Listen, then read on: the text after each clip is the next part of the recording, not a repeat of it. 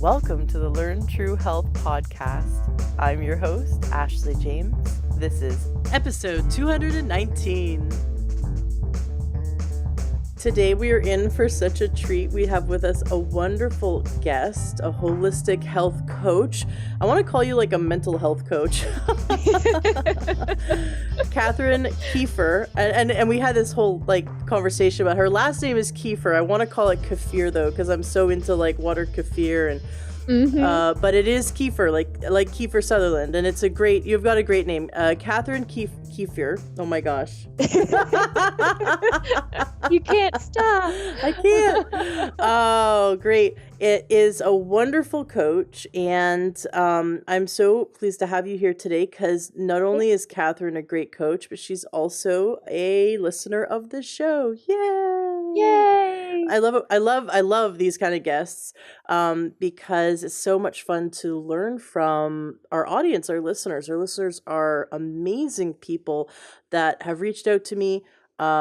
We have such a mix of listeners. We have a lot of holistic healthcare practitioners and naturopaths and chiropractors and acupuncturists and nurses, and the list goes on and on. It's so cool when I get to hear from a listener. Now, Kathryn, we want to get into your story in a sec.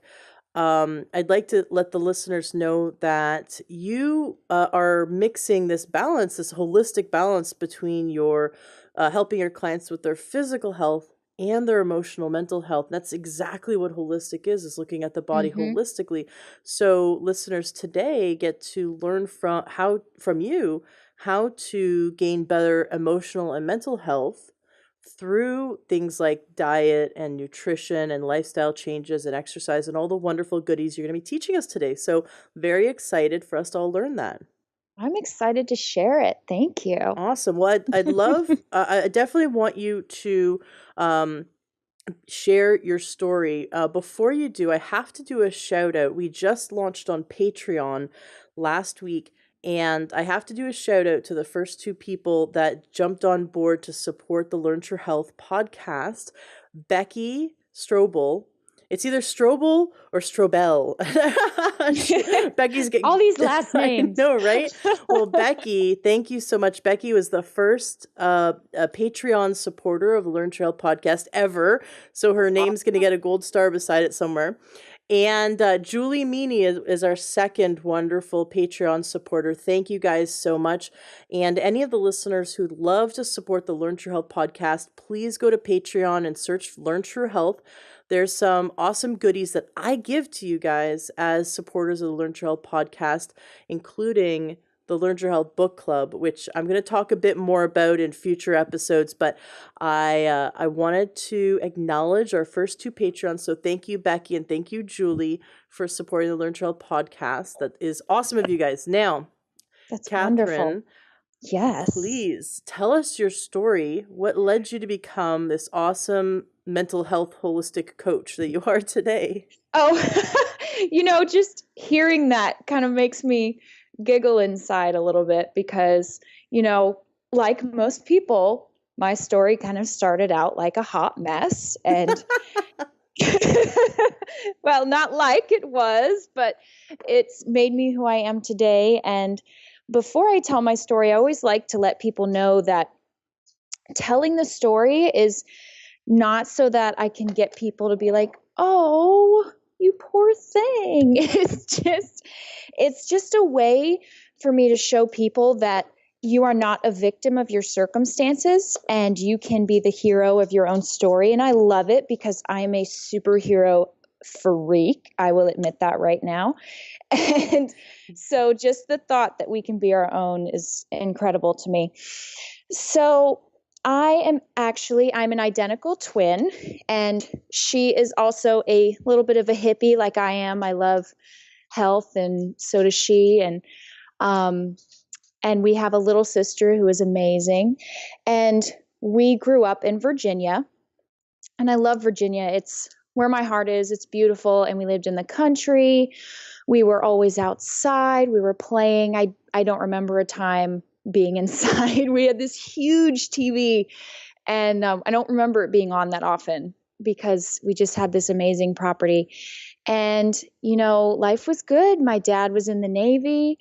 So he was gone, quite a bit on ships and different things like that. And, those things happen where life just all of a sudden your story starts, and that's where it is. And when I was 7, excuse me, my dad came home, and I was a daddy's girl. So, I was excited, and he went right upstairs, didn't say much. And then came downstairs with a suitcase and walked outside.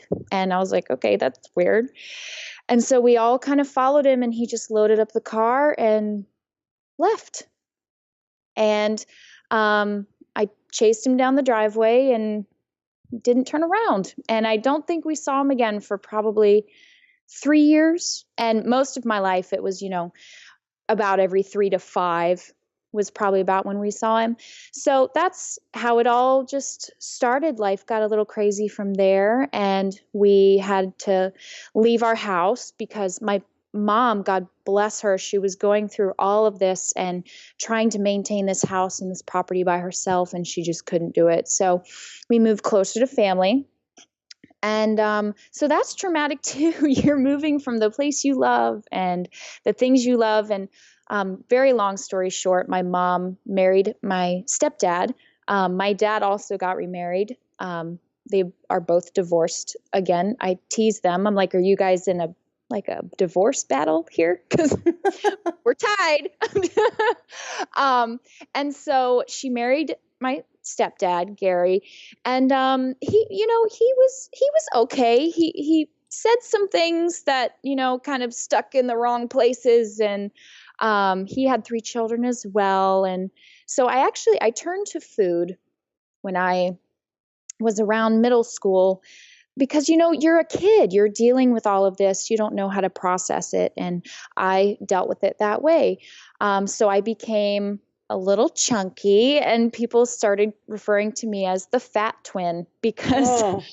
Rachel and I kind of look like the number 10. I tell people at that phase of life. She was really tall and really skinny, and I was the opposite. And and we were both in special education classes. So we were the dumb kids and the fat, all these labels that stick with you and follow you. And so I turned to food more and more, and we got video games and, a TV for the kids. So there was less outdoor time, and it just, it just all kind of piles on top of each other. And we got to high school, and I actually became gothic. Now, if you were to see a photo of me and meet me, you'd be like, no. But yes, I had a gothic phase in high school. I was trying to find myself. You're an identical twin, you're this, but then I started being labeled the evil twin. And I know, I was like, gah.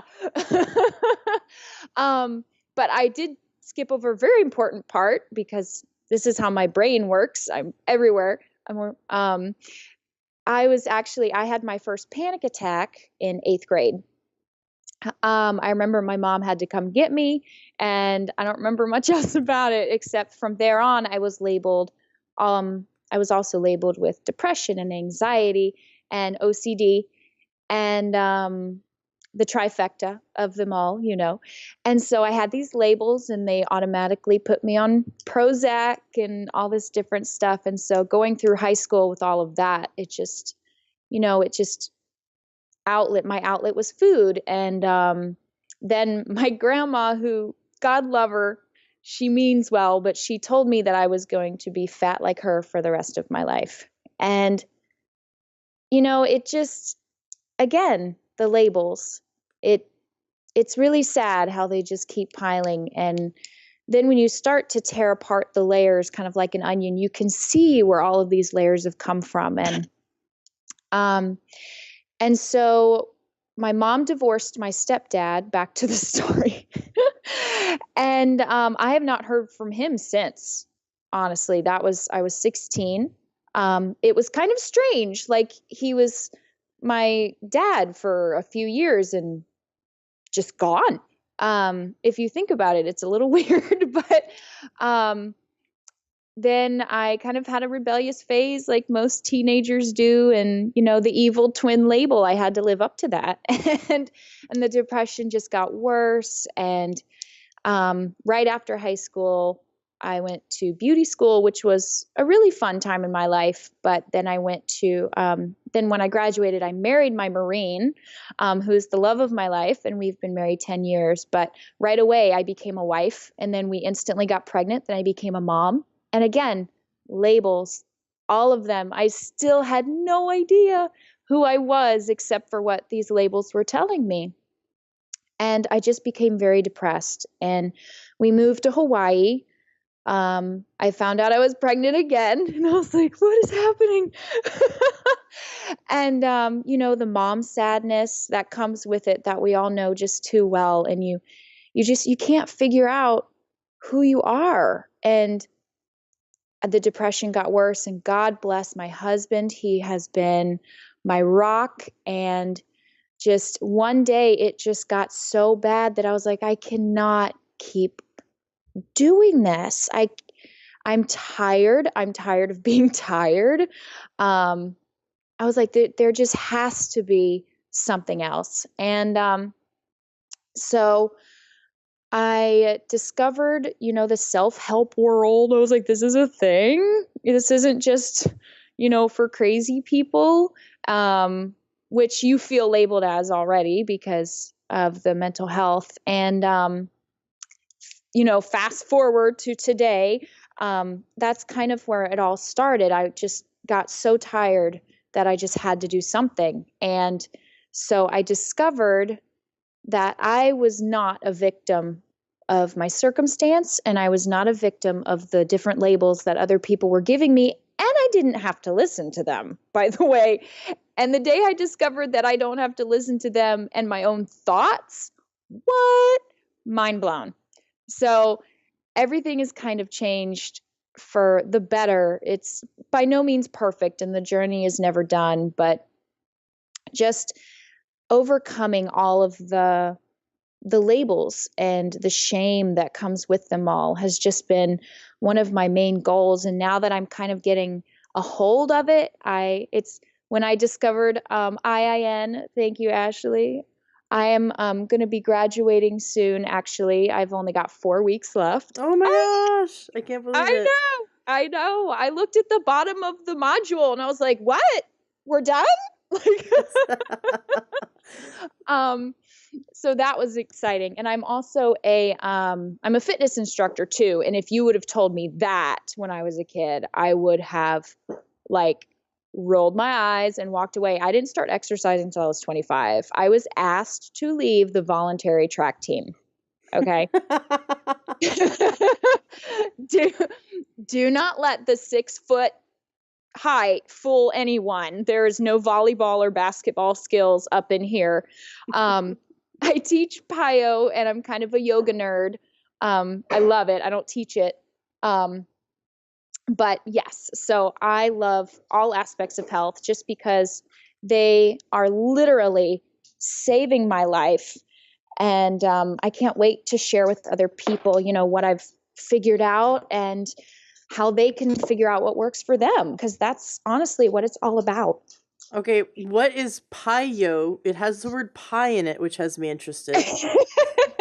I know, it got me pretty excited about it as well. It's actually spelled Pio. It's a Beachbody program, kind of like Insanity and all of those other things. But what it does is, I kind of like to tell people, it's if yoga and Pilates had a really ADHD child. We get full body in there. You get your little bit of stretching and stuff, and it's awesome. I love it, and I've been teaching it for about 2 years. Cool, very cool. And now, so where do you teach? Can you teach someone to do it online, or do you teach it physical classes that people go to? I teach live classes right now. We live in North Carolina. But Beachbody does have all of their stuff. If you look it up and you're like, ooh, that looks fun. They do have ones that you can buy, but I'm just one of many instructors in the US. You can find classes by other people, but it's unless you're in North Carolina. Sorry, you don't get me. Very cool. Well, I have so many questions. Your sister Rachel, Mm-hmm. what did she do? I mean, if this isn't too personal, what did she No. do to cope with it? You went to food. It's funny to see identical twins and then they they're not identical. What did No. she do to cope with all the stress and the changes? You turned to food. What did she turn to? And you also turned to TV and video games. So what did she turn to? Yes. We all kind of got a little into video games, and Rachel, she turned to food a little bit, just a little bit later. She was that classic middle child because even though we're only, a minute apart, she still gets the label of being the middle child. And so she just tried to keep everyone together. My little sister and I were like cats and dogs. So we did not get along. And so she just took on like the mama bear role. And Mm. her coping really kind of came at more of a college age, which also didn't help with the evil twin, perfect twin thing, because when we were in high school, she was in Fellowship of Christian Athletes and she was on the honor roll. And because she was just bottling all of that up. And then her rebellious phase was college, but I didn't go there with her. So it's like this couldn't be the same time. Like that would that would have worked out. It's interesting. It's interesting. So, what did you do to like did the weight come off after you started to heal emotionally, mentally? How did that dynamic work? See, that's another fun part of the story that I kind of there's so many pieces that you're like, oh yeah, that one. I actually became obsessed with not getting fat. I was obsessed with my weight for so long, and it consumed everything I did. And I was counting calories, and oh, I can't eat that, I'll get fat. Oh, I can't do this, I'll get fat. I can't do that. And so I actually was not healthy at all, but got relatively thin the unhealthy way.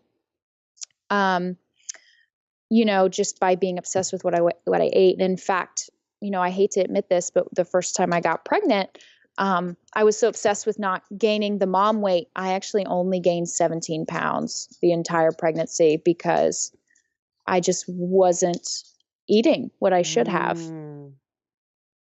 Yes, and that's is that part of the OCD you think or Oh, uh I'm sure.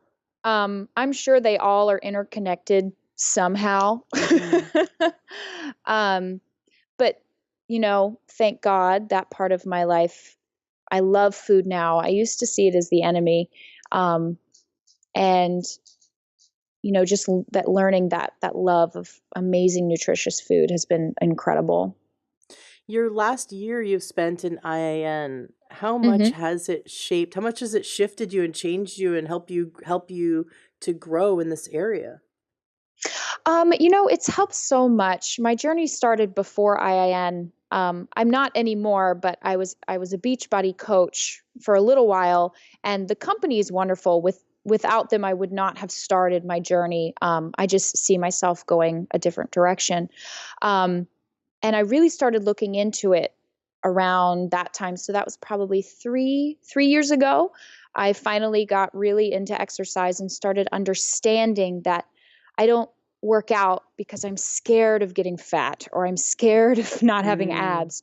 You work out because you love yourself and you're learning to love yourself, and because of what it does for your brain also, not just the physical appearance of looking fit.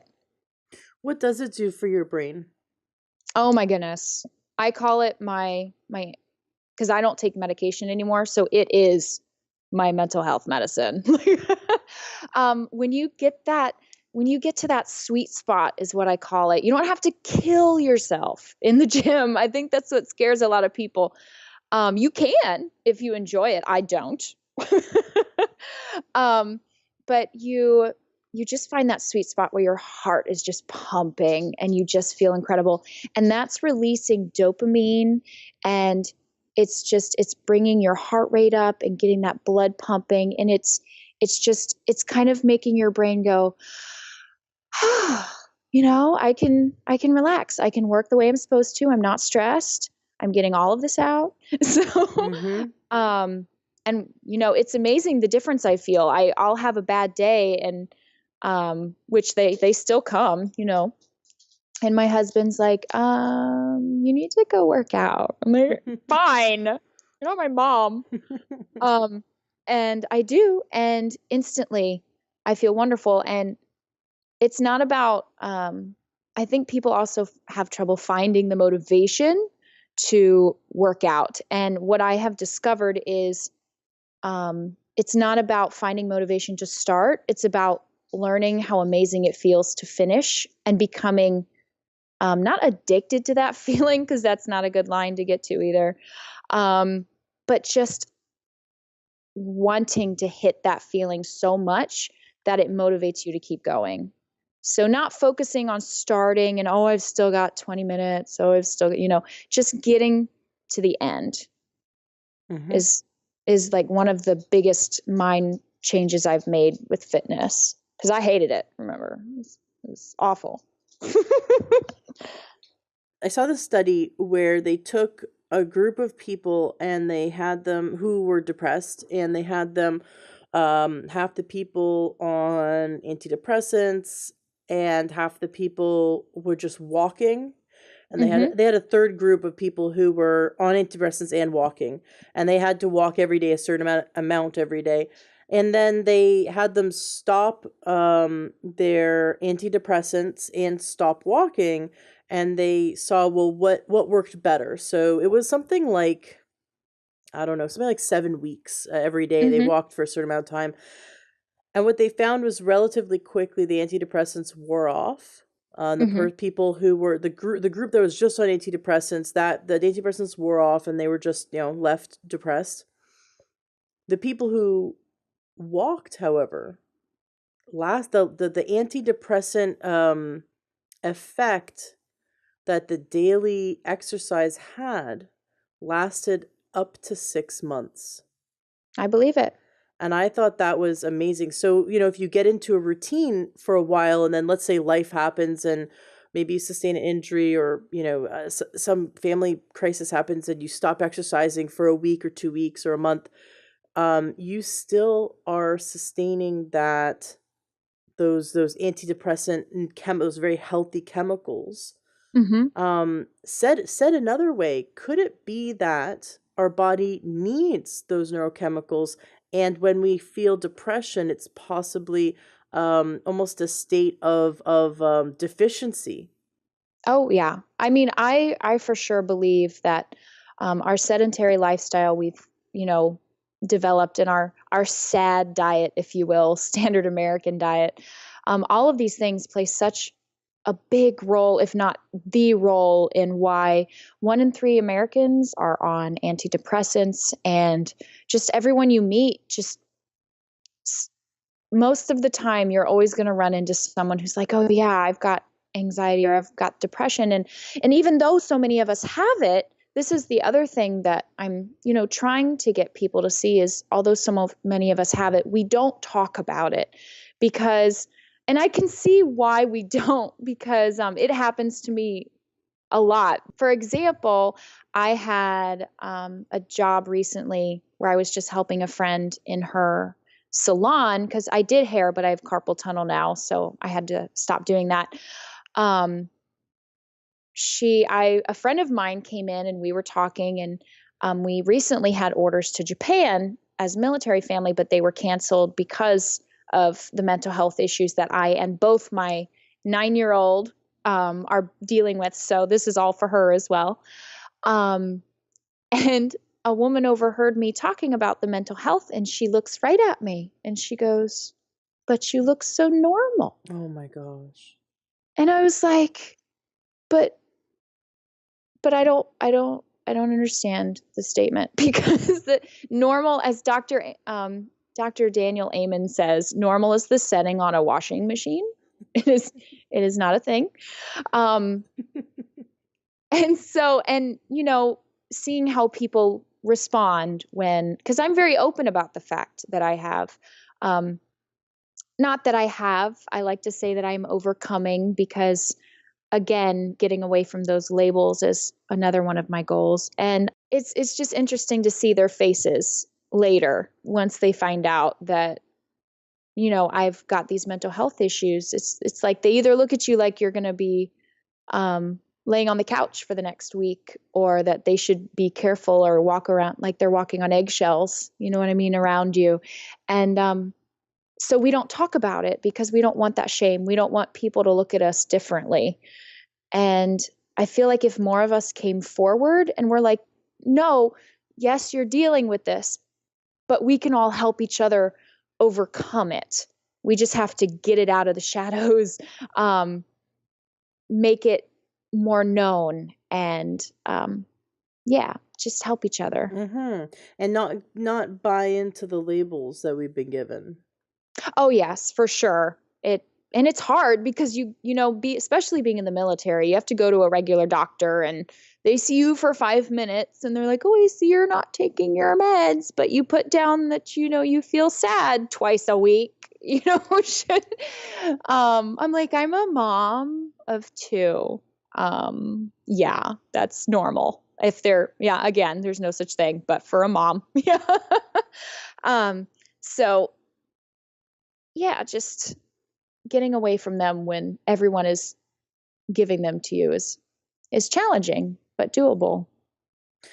Do you have any strategies for the listeners who want to begin to break away from labels or start to identify that, wow, I've really been buying into this myth that this is my label or this label is my identity? How can we begin to break away from labels and labels affecting us? It's a really, really good question. I think first, just the realization that it is just a label and that you really don't have to listen to it is the first thing I would say, because that's the first thing that started it for me. And then just realizing what trying to figure out what you need. Not necessarily, I'm not saying to go off all of your meds and to run away and stop going to therapy, all of these different things, but there are things you can do. There's safe ways to get off of meds if that's something you want to try, or there's things you can incorporate with your medicine if it's working well with you. I'm by no means here to bash all medicine. It does help some people. They're not meant to be on. There's actually been no studies done of people who have been on them for long periods of time. So there is that, and they're not meant to be on, for long periods of time. But just self-awareness is where I would start. Hmm. Yeah. What strategies have you developed that have benefited your mental and emotional health? So, like, what strategies around food? I know we talked about exercise. hmm Definitely, definitely changing how I eat was first and foremost. And I know people start to tune out when we talk about diets. I actually call myself the anti-diet coach because I hate diets. They don't work. The first word in them is die. So of course none of us want to do it. It's depressing. Like, have you ever met anyone who went, "I'm on a new diet"? No, they don't. They say it very sad and they're not happy about it. Just developing a love for food, real food, and knowing that you don't have to change your entire diet overnight. By diet, I mean what you're eating. You don't have to change your whole life overnight. It's about the small goals that are easy to reach, so you can celebrate those victories and then slowly pile on top of another one until you realize one day that, oh, I haven't eaten or a processed food in 2 weeks, or I haven't had a soda in a week and a half. Just these small things. So for the best diets, the best form of eating, let me call it that they've discovered for people with mental health problems is honestly the paleo diet. I am not paleo because my body does not digest meat very well. I went to a naturopathic doctor and she suggested I stick to 3 times a week. So it's just another example of how we are all so different, and it's just about finding what works best for you, but having that base of, limiting your processed foods, whole foods, which just not just the store. I mean, I love the store, but if you don't have one, that's fine. You just real organic fruits and vegetables, and nuts are so good. Those omega-3 fatty acids are essential. The brain is made of fat. Mm-hmm. So good fat is so vital. I eat an avocado a day. I always say if it has guac on it, I'll eat it because I love it. And cooking only with coconut oil and ghee are my go-tos. Because olive oil is really great if you use it by itself, but actually if you cook it, it oxidizes, which is not good for your cells at all. Mm-hmm. So unrefined coconut oil is my staple in my diet. And trying to think what else we could do. Just getting more vitamin D. And that's not from food, but that just came to mind. I take a supplement for it because it's winter and Mm-hmm. the sun is gone, and it makes us all very sad. But gluten and dairy free is also my main go-to. And I know people are like, oh, not another gluten-free lady. There's something to it. There is, I know. And I think people think when they think gluten, they think bread and carbs and everything they love. And that's just not true. As you know, gluten is just a protein that makes food stretchy. So you can still have amazing food and amazing carbs if you love carbs, because I do. I'm not going to lie. I've had to cut them back quite a bit to be good to my body, but I still love them. There's just a lot of wonderful options because gluten and casein, which is the protein in dairy that acts like gluten, they're very detrimental to the brain because they're inflammatory Mm-hmm. foods. So when that happens, your brain you get brain fog. It's just all these different things that just the brain doesn't like it. So I choose not to eat gluten or dairy. You do not have to. But just try it out, see what works. It doesn't mean you can never have it again. It just means you're doing experiments to see what you like. Exactly. I love doing challenges. That's actually how my husband and I 7 years ago went gluten free. We took up a doctor on a 7 day challenge. We're like, okay, Mm-hmm. you know what? We're gonna try it for 7 days. No barley, wheat, rye, or oats. So it's like sort of a mini elimination diet. We just choose one thing to eliminate for a week and see if we notice a difference. Now, for some people, it might take more than a week because, just depends on how you are. Some naturopaths I hear, they say, you can't really do a challenge unless it's 30 days. I think that's kind of intimidating. Just commit to 7 days and see what happens. And Mm-hmm. then on challenge day, so that's day 8, you eat all the pasta and the pizza and the whatever you would eat that contains barley, wheat, rye, and oats.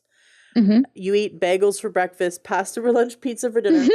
And you just see on day 9 how you feel. Like, do you feel Yeah. bloated and sluggish and whatever? Like, when you know that you wouldn't have felt that way before, because what happens is we become habituated. Where if we're always eating foods that inflame us, Mm-hmm. then and we always have brain fog, we always have this systemic inflammation, and we kind of always our brain chemistry is directly affected by what we put in our gut.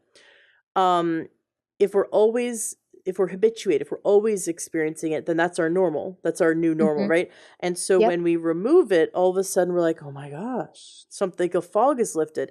Well, on day 5 of our 7 day challenge, Duffy, my husband, turns to me and goes like, I'm never eating gluten again. I Mm-hmm. feel amazing. I don't need to do the challenge day. I don't want to do the challenge day.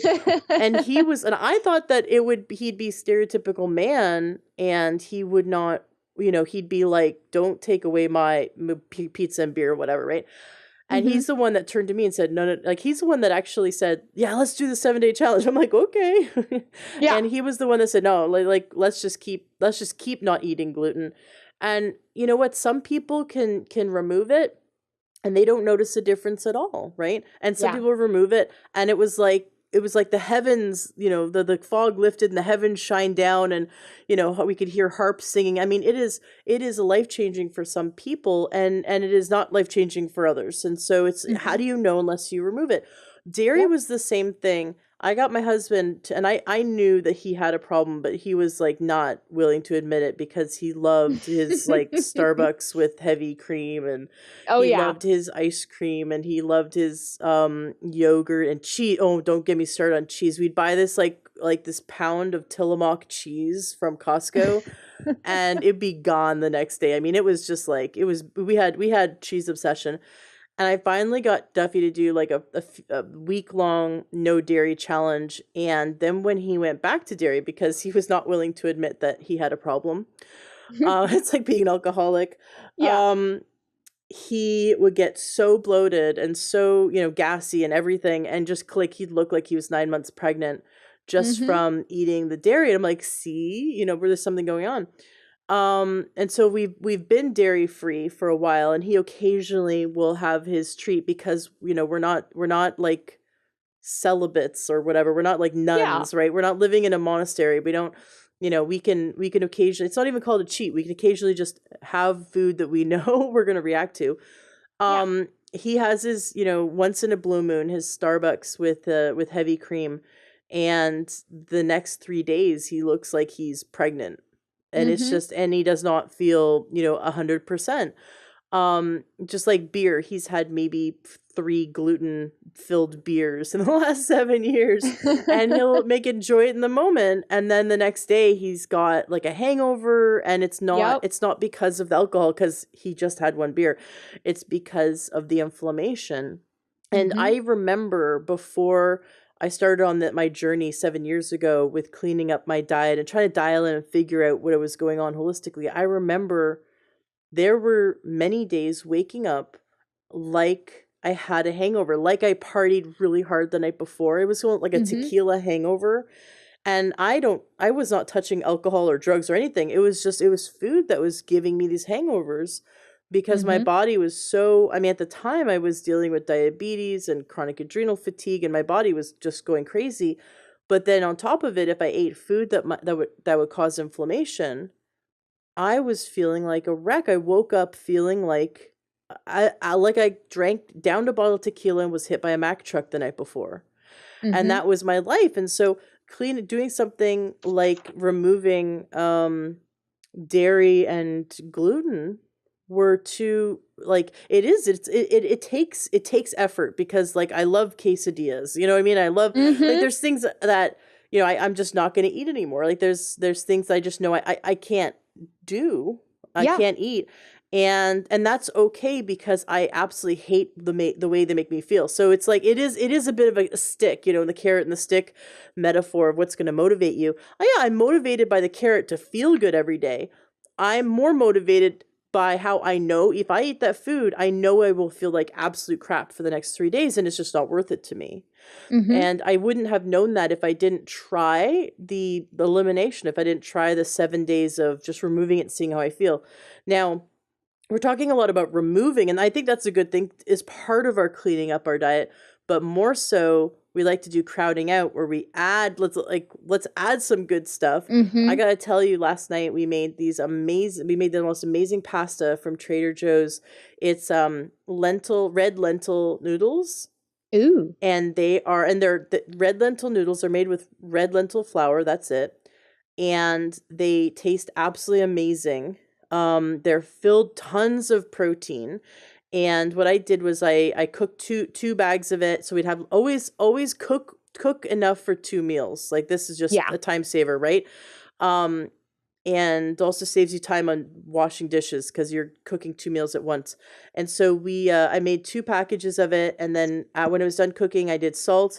I did ghee, of course, a bunch of ghee melted in it, and then I added some organic tomato sauce. It's sugar free. It's just basically just tomatoes. It's Yeah. from Whole Foods, and it's the one that was canned because it's quite affordable. It's like Mhm. a dollar a can, and it's just organic, tomato, and mix it together, and it tastes like mac and cheese with ketchup on it. And Hmm. I could not believe. I mean, and I know that probably would gross some people out, but that was actually like for me, No, that it was sounds like, yummy. yeah, I know, for me that was like delicious, right? And it was really healthy, and my son wanted like 2 servings of it, which is great because he's like growing like crazy. He's gonna be 3 soon. Oh, And just to see him want it down like 2 plates full of this was awesome because it's so much healthier than the alternative. Um, and then there was great leftovers this morning. He asked for it for breakfast. I'm like, sure, you can have new news for that's breakfast. He's awesome. like, I want new news for breakfast because he knew there was leftovers. And it's like, yeah, he's basically just eating lentils and tomato for Mhm. breakfast. I'm like, that's fantastic. Oh, yeah. Um, so we don't need to feel deprived. We can find Mm-mm. it's actually I say we become a food detective and Oh, yeah. find these awesome alternatives. Since we're removing if you're going to remove gluten and dairy, you can go out and find so many really cool alternatives. There's a alternative to cheese. It's a vegan Mhm. cheese and it's not filled with soy. It's called uh Gaia, I think, cheese.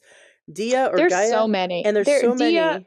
Yeah. Dia's one of them. Mhm. Um, my favorite is something heart, but they only use coconut oil in Oh. theirs. Um, gosh, and So Delicious actually came out with a shredded dairy-free cheese.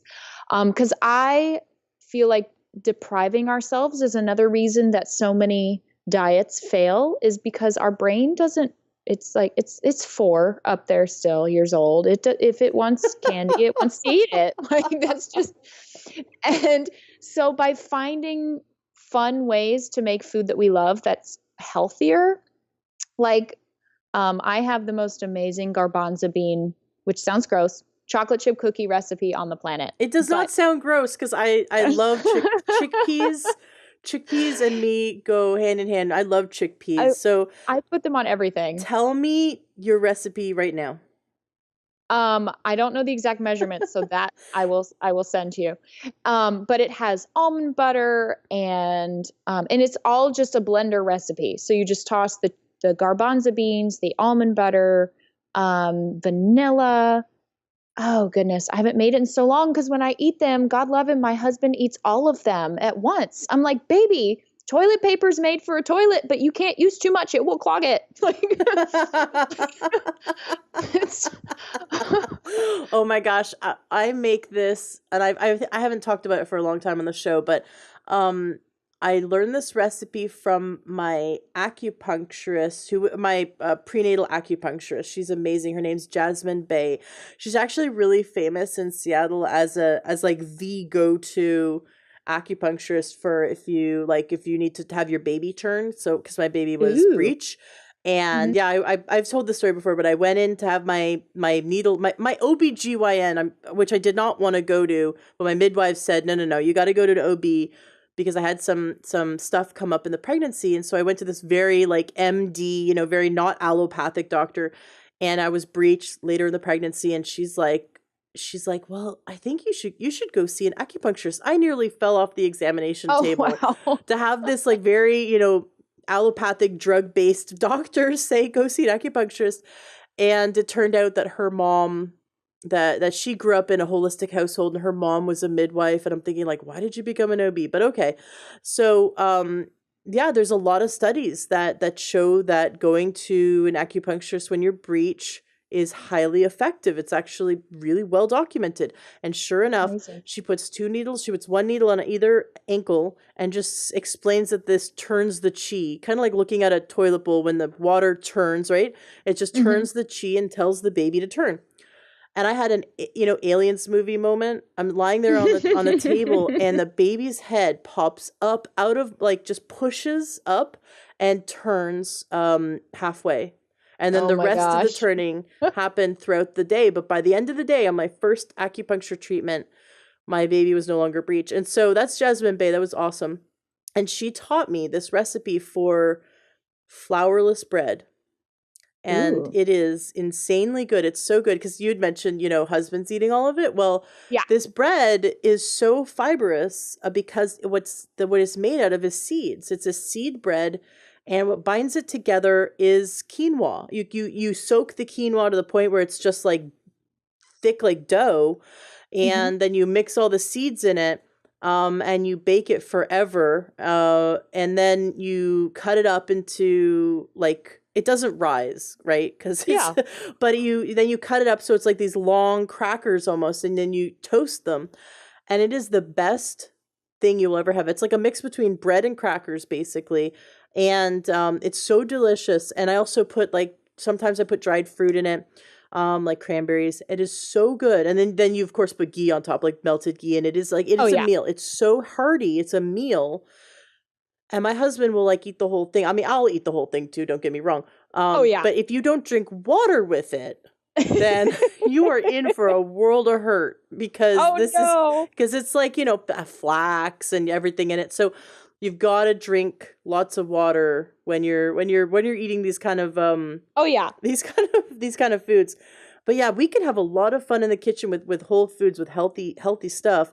So you've Hmm. got this delicious chickpea recipe, which you'll share. I'll put this in the show notes of the podcast, along with the link to your website, so that Oh, if thank anyone you. wants to come check you out, they can. No, for Um, sure. what other strategies have you developed in the kitchen to help your family not feel so deprived, or help your family feel totally excited because you guys don't traditionally go for gluten or dairy? So do you have any other fun alternatives? Black beans are I just love beans, honestly. Like I use them a lot. My go-to flour is almond because it's a one for one. Like there's not a whole lot of thinking that needs to go into it. Pinterest has so many amazing ideas. I'm on there probably too much. But with my kids, it's still kind of a battle because they're at the age where even if I was feeding them a normal quote unquote diet, they would be fighting me anyway. So it's just worse.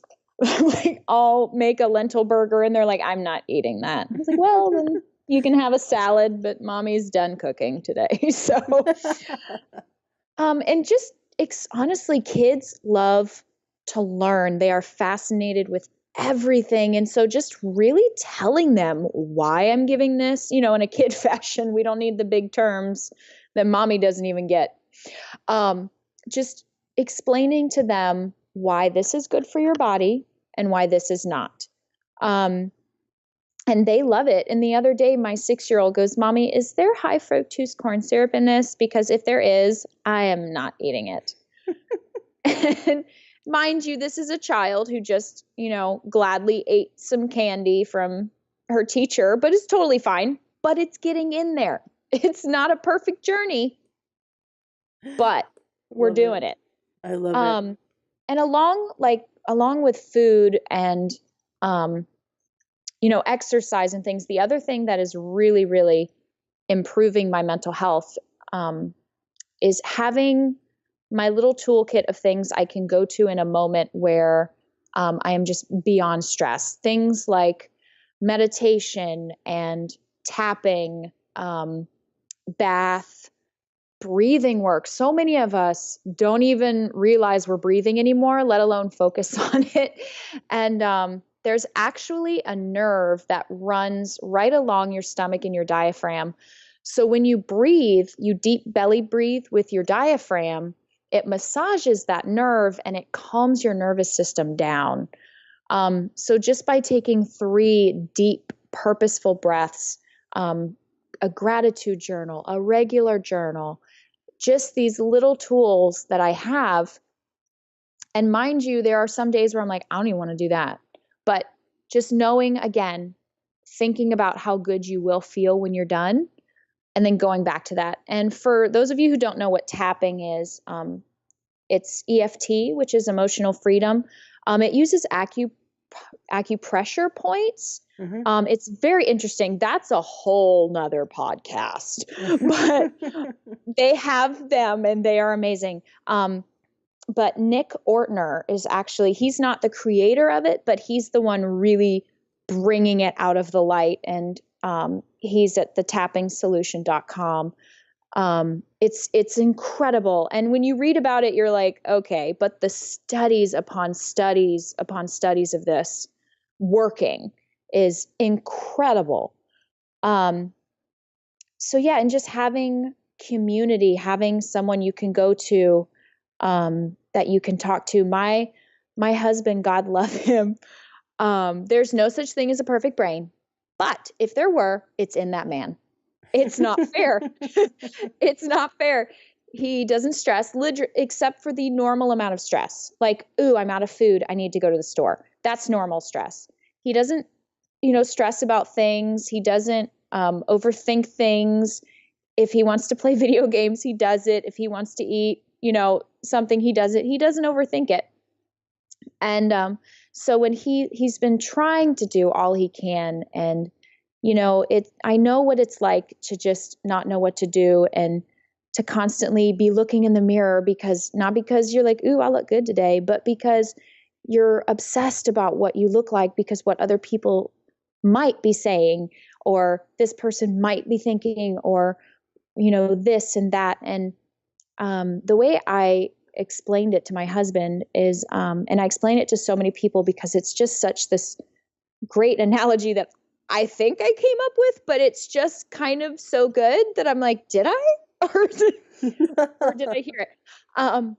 But I explained it to my husband like, you're stuck at the bottom of an empty well that is so deep. When you're at the bottom, you can't see any light. And you can climb out. Like, it's not easy to do, but you can. And so every day you start the climb, start climbing, and every day you get a little bit closer to the top.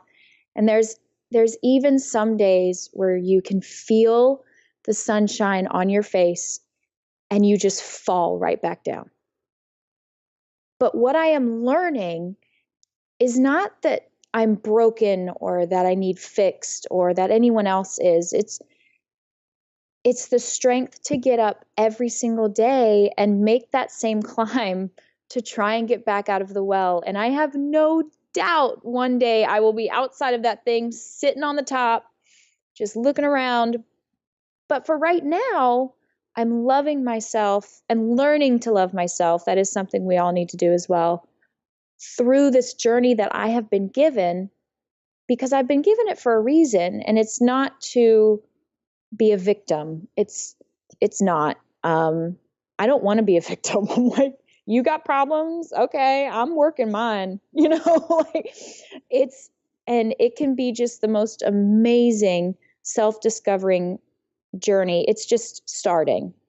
I love what you just said there. I love that we're never done, and it's not this point Mm-mm. where you may don't so you've gotten labels in the past of depression, anxiety, OCD, panic attacks, and that those labels, if we hold on to them, then we continue to carry, or like sort of like an alcoholic who hasn't touched alcohol in 20 years, and they continue to call themselves an alcoholic, like, I'm a Yeah. recovering alcoholic.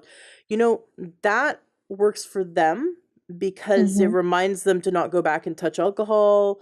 It reminds them that they're struggling with something and that it's okay. But I think for, depression wasn't like your drug, or your, like, it wasn't, anxiety, depression, OCD. Those were, if we can, instead of thinking about it like it was a label, a box that we're in, instead think of it like it's a part of human experience. Like, everyone can experience at some point in their life depression, anxiety, OCD moments, Mm-hmm. and panic attack moments. And that if you line yourself up in a certain way, that you can have it. And that if you line yourself up in a different way, through diet and exercise and breathing and being intentional and grounded, and like all these things that are leading you to better health, Mm-hmm. physically and emotionally and mentally, that you don't have it. Yeah. And so it's like listening to your heart, your emotions, right, as Mm-hmm. your guide for whether you're on the right path or not, with your health, right? Because I think that when we're not on the right path, our body speaks to us in symptoms, and those symptoms can start on the emotional and mental plane. And Mhm. when you know you're on the right path, things things are really working out, and you're developing these strategies to like to continue moving on. I love that idea, like just get out of bed, just no matter how bad it is, just Mhm. get out of bed.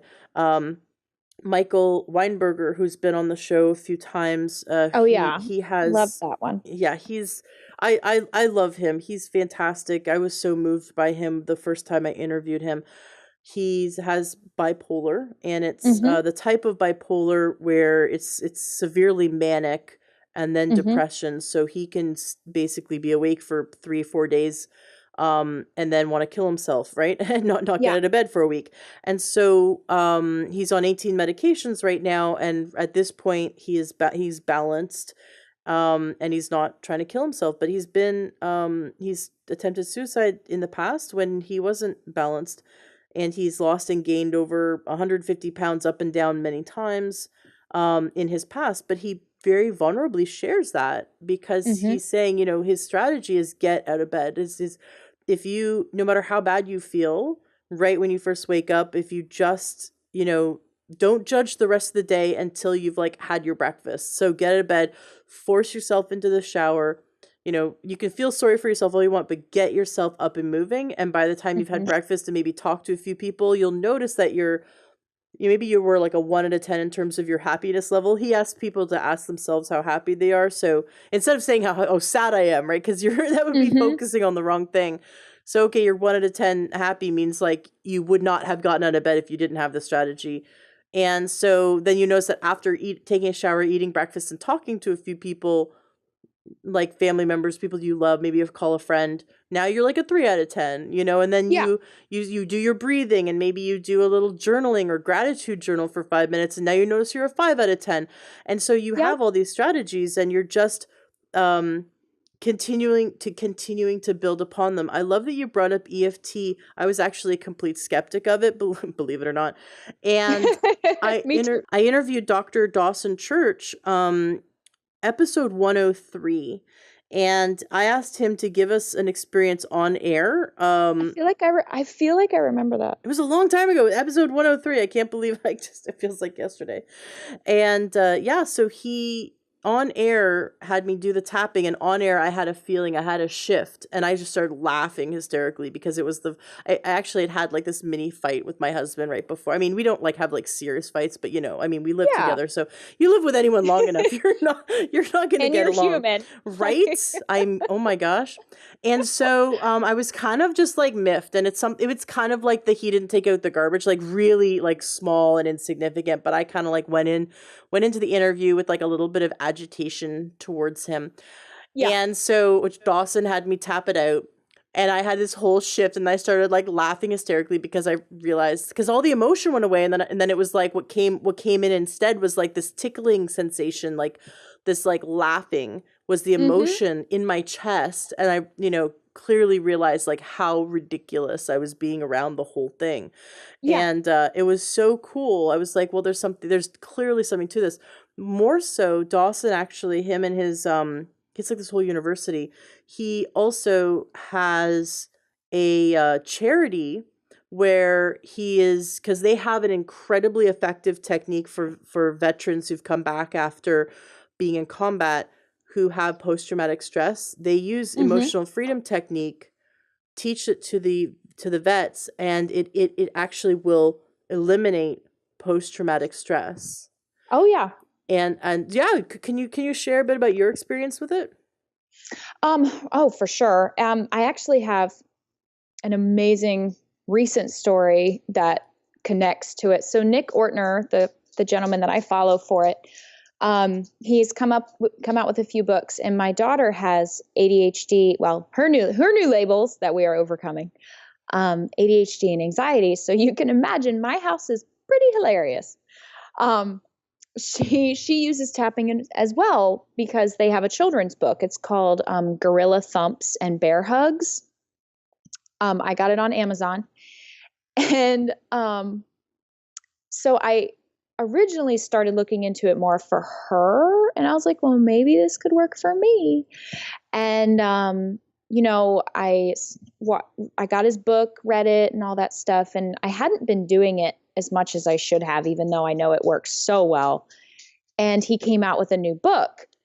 And I saw it at Barnes and Noble, and I was like, I want that book, but it's okay. I will get it later.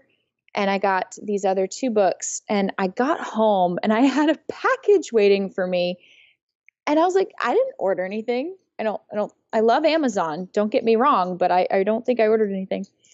And I opened it, and it was his new book, and it was signed and sent to me by him. That's And I so was like, cool. thank you, God. If you're listening and you're not a God freak, that's totally fine. But it was a total God moment. You're supposed to be reading this book, woman. Get back to tapping. And I love this book because it's a day by day progression. So it's like a tapping challenge each day, if you will. And so you've got the scripts, you've got what you can say. Because I think that's why a lot of people don't do it, is they're like, well, I don't know what to say. Because what you do is, if you didn't listen to the other episode, you've got certain points that you literally tap on your body to release negative energy. Basically, we're all energy. We all know it. I don't know the exact science behind it at the moment, but if you look it up, you'll find it right away. And it literally, I could be on the verge of a panic attack, and I'll just tap through these points, and it'll just bring it down a little bit more, and then a little bit more. And one of the reasons it works is because when we get emotional like that, our amygdala like literally just puts up a brick wall, and our brain, our logical thinking and our brain are cut off from each other pretty much, which made me laugh when you mentioned the laughing at yourself, because when I have panic attacks and they get, I still get them every now and again, I'm literally like watching myself going, what are you doing? Like, I know, right? it's like this out of body experience, but you just can't stop. Like whether I'm sobbing like a 4-year-old on the floor or something insane. Cause hashtag no shame.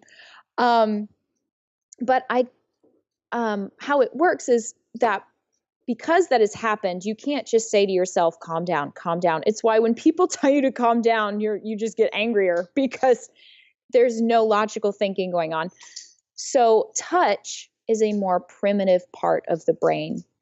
And so as you're touching these points that are along the main nervous system of the body, it is going through basically a back door of your brain, the older part, and getting to the part of your brain that has been cut off at the moment.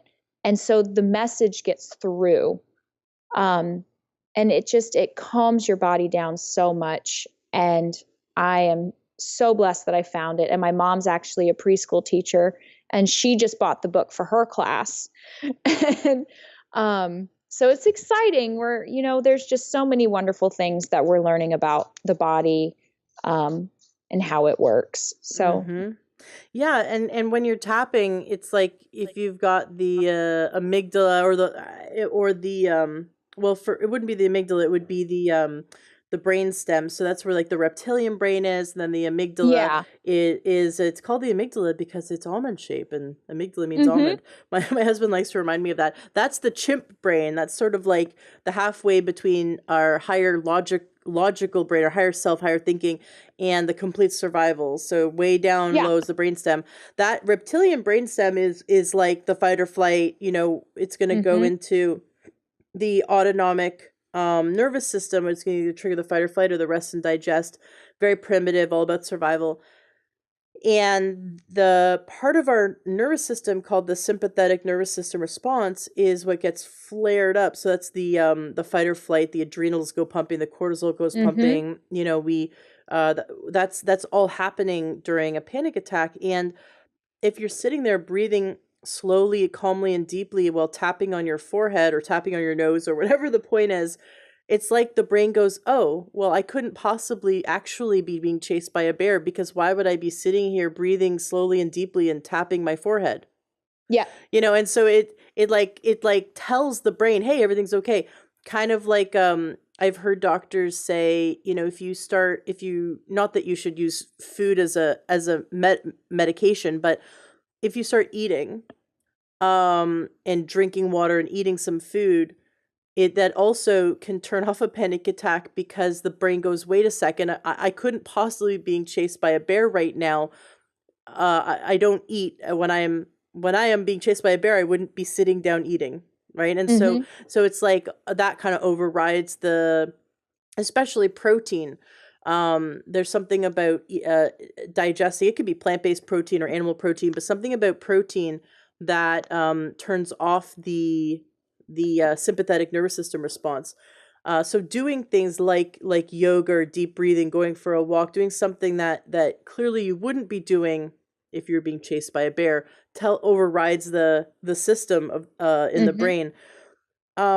Yeah, I'd love for you to share what other tips or tricks, really fun things that you've discovered that help people who have depression or anxiety or OCD or panic attacks. What other awesome tools do you teach your clients?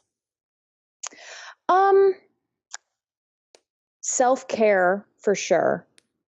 So why Um, is self-care so important? Because I think some people just they hear that and they're like, yeah, yeah, yeah, whatever. I'll take care of mhm. myself when there's Yeah. time, but they really like people don't get how important it is. Can you Mm. paint that picture?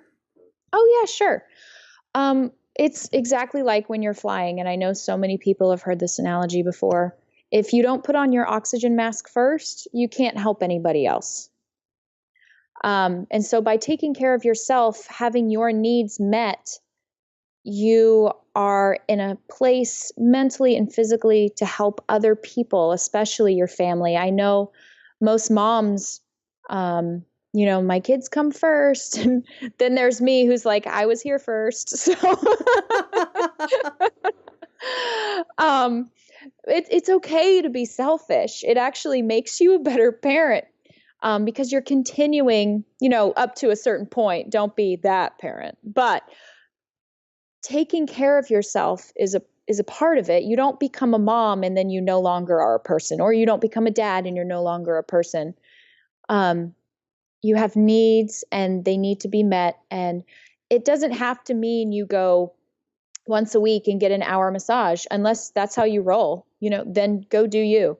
Um, you can take a bath, like today. We had a really rough morning because sometimes my daughter and I just feed off of each other, and we're working on it. um and I got them off to school. I went to yoga and I fought myself on that. I was like, no, you're teaching later, it's fine. But I knew if I didn't get some sort of movement in, the day was just going to be shot. And so I went to yoga. I came home. I took a detox bath. My favorite is Epsom salt, baking soda, and bentonite clay. And you just mix it Mm. all together. Hot water as you can stand, and you just lay in it for 20 minutes. Mind you, I'm 6 foot, so I have to kind of decide which part of my body hurts more, because we have regular sized tubs. I don't fit in it. And so just doing that for 20 minutes, listening to some music, turning off your cell phone while you're in the tub so you don't get notifications, you don't get that instant little ping that takes you out of your little self-care mode. Um, getting nail polish colors that you love and just giving yourself a pedicure at home if you don't want to pay for them. Um, just all these little things that you can do to just make you feel good and take care of the other people that you love. And it's something that I'm still working on, because you feel selfish, because that's what we're taught. And it's why we're all so sad, is because nobody's taking care of us anymore. We had a mom, who met our every need, and now we have to take care of everybody else. And we're like, well, what about us? Mm. I have a friend who had this giant revelation. I remember when she realized that what she was missing in her life was a mom, and that she had been compensating every partner she chose to be with was a woman who she was looking for, the older woman who was her mom, Mhm. And what she realized is she had never, and she was like, she was in her almost 40 years old, and she realized that she hadn't ever asked for what she wanted, like, or gone out and just gotten, like, okay, she realized that her feet hurt, Mhm. and just go get a foot rub. Just go somewhere and Yeah. get, like, pay someone to rub your feet. And she had this like big light Mhm. bulb moment. She had spent her entire life like not having her needs met, or not having like her I should really not call it needs, but like wants met. She had her needs. She had a Mhm. roof over her head and food. She had her like basic Yeah. needs met, but in terms of her wants, her desires, she didn't like go and take care of herself, or ask for help. She's like, I could just ask. I could ask someone, could you please rub my shoulders? Like, she didn't have to go out and seek some kind of really complicated codependent relationship, and then wait for them to rub her shoulders. So it was just funny that to see this grown woman have this like revelation that we should really be having when we're like 18 years old, that Mhm. I can ask for what I want when I want it, or I can go figure out how to get it, and I don't need to be angry at someone or have expectations and then get angry when they don't provide, because I never communicated with them. Because we do that. We set ourselves up, like, we have these unfulfilled Yeah. expectations in our relationships, and that's why, I mean, look at the divorce rate's 50%. So 50%, I Mhm. mean, it's crazy that And 50% of marriages end in divorce, and it's because we are not taught how to communicate, and not taught how to actually open up and like share, like, and learn, like, okay, what are your needs, what are your wants, what do you want me to do, what do you actually want me to do, don't just be superficial, and yeah. and what do you expect of me.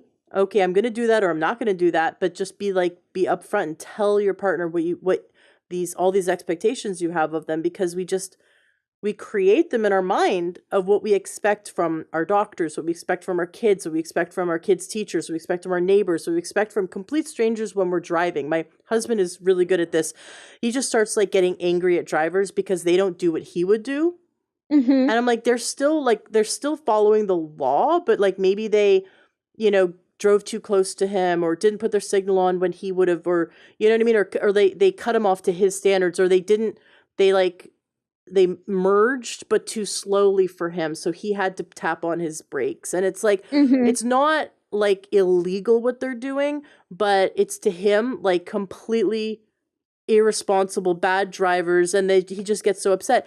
And it's like, this is life. We create expectations about other people, and then when they don't fulfill upon them, we get upset at them, and they're just Yeah. innocent bystanders of our thought process. Yeah. We need to let go of all expectations we have for other people. And one thing that keeps coming up in my mind that I also want to share, my twin sister actually said today on the phone, because she is my go to, God love her, for when I have those mommy mornings.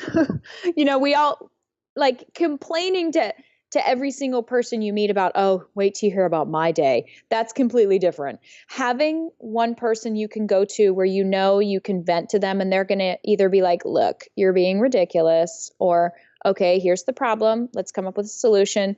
That person. Well, she is my that person. And I was talking to her and she goes, you know what I've decided? I was like, what? She goes, I've decided that I am going to be my biggest fan because there is too many people who are rooting against each other and the world Mm. just has so much negativity. So I've decided that I am just going to be proud of myself and just get excited about things I'm doing and just have fun. We all need to just constantly remember that this is not a dress rehearsal. We only get one chance at life, and before we know it, we are going to be that person, possibly, you never know, laying on their deathbed talking about the fact that they wish they would have enjoyed life more for Mm-hmm. whatever reason. And that is why I work so hard, is because I've watched everyone in my family suffer from chronic disease I mean, my mom alone has anxiety, depression, lupus, Hashimoto's, rheumatoid arthritis, high blood pressure. I mean, I had to have her make me a printout for the doctor for family health history because I couldn't remember it all. And I've watched them all slowly just get sicker and sicker and sicker. And it beats you down so much. And we don't have to live that way. In fact, we're not supposed to. And so that finding your why as to why you want to get better, not just I want to look good in a bikini. That's a great today I'm going to work out push, but for the big overall haul, you have to have this amazing reason. And it was Ray Lewis that said it. He's an amazing football player, an amazing speaker. I heard him on Lewis Howes' podcast, and I was like, "What? You play football?" I don't watch football. He started working out and being interested in sports and fitness because it was what he did, because one day he wasn't going to let his mom get hurt anymore. And it was this beautiful speech. And he wanted to be strong enough to protect his mom. And so he's like, football was not the reason I was going to get into sports. He's like, sports were not my goal, my motivation. And that's why he's so successful, is because his why is deeper than, and that's with anything we do, whether it's your mental health, your exercise, anything, whether it's you want to be able to play with your kids and not be out of breath, or, you want to be able to walk down to the beach and again, not be out of breath, or, you want to not get these diseases that you've seen plague your family and your friends. It's about so much more than just mental health. It's about you becoming the best you can be, but it's designed by you because you know what's best for you. Mm-hmm. Nobody else does. Mm-hmm. We can all offer suggestions all day, and there's so many experts and they're incredible at what they do, but it can be so overwhelming. Like Joshua, the creator of our school, says, he calls it visiting teacher diet. Oh my gosh, yes. Yes, because every time you learn from a different lecturer, different teacher within IAN, each module you're learning a new diet. Because within 1 year we learn 100 different dietary theories, and so it's like every week you wanna try something new, and they're not unhealthy diets. Like these are 100 very healthy different ways of eating, because one client may really benefit from the raw diet, another client and love it, right? And another mm-hmm. client may really benefit from ketogenic or Atkins or paleo or South Beach or Mediterranean, or just more plant-based, or the macrobiotic diet, which actually I studied with a chef. When my mom had cancer, I studied with a macrobiotic chef so I could cook for my mom. And it's an incredible diet because it has so much science to it, in terms of getting the most nutrient dense foods possible, and mm-hmm. making it the easiest to digest, the most nutrient rich foods. It's actually quite flavorful, but it's all very natural. And so mm-hmm. so there's all these different diets, and a different diet, like a juice fast, is going to be healing for one person and might not be for another. And so learning when each type of eating, and how to acclimate that type of eating for that person. Because if someone grew up in Texas, they're not necessarily going to want to eat a macrobiotic diet, which is, no red meat, and there's some fish occasionally and lots of plant-based protein, so figuring out how do you take the same principles of a diet to help them heal within the region that they grew up in. So there's so I love that in IAN you learn all these different tools, but it's really about helping that one person to discover what is healing for them. And I think that's so important, that each individual person listening, to be empowered to try on different things so that they can discover what's healing to them. Because avocados, maybe there's a listener who doesn't eat avocados every day, and now they're going to try that technique because it's very healing for the brain to eat Mhm. healthy fats. And 70% of the weight of the white matter of the brain is made of cholesterol. So you have to remember, Mhm. cholesterol is not our enemy. By no means. It is the healthy cholesterol we want to increase in our diet, even if we're plant based. And there's lots of plant based ways to do that, right? And getting all Oh these yeah. healthy fats into us, and figuring out what works for us. So trying on these different things, not attached to the label of I am paleo or I am keto, Mhm. but letting go of labels, and instead trying on different strategies. What strategies, since you say you kind of eat more paleo but more plant-based paleo, which is a great way to, like I said, take something like a dietary theory and adjust it to you, because that's what Mhm. helps you. Can you share, like, what strategies for food that when you adapted them to your life, did you notice you had less depression, less of these emotional episodes, and had more calm and centered feelings? Like, have you done any major adjustments to your diet and went, wow, I have really felt more grounded lately? Um, Honestly, I've been on this health journey for so long that it's hard to pinpoint one specific, but I know for sure, I notice a huge difference when I eat gluten or dairy, and sugar is a big one. I love me some sugar. Don't get me wrong. And I have a container of dark chocolate chips in my pantry. So anytime I get that craving, I just grab a couple. So I do love sugar, and that's a major thing for anyone's mental health, not just people who have quote unquote labels with mental health illness, is cutting back on the sugar. I have cut back to 1 cup of coffee a day, but it's so good. Oh my gosh. The best cup of coffee on the planet. If I only use a French press, because this is my way of not letting myself get more, Mm-hmm. is it's really difficult to have a cup of coffee.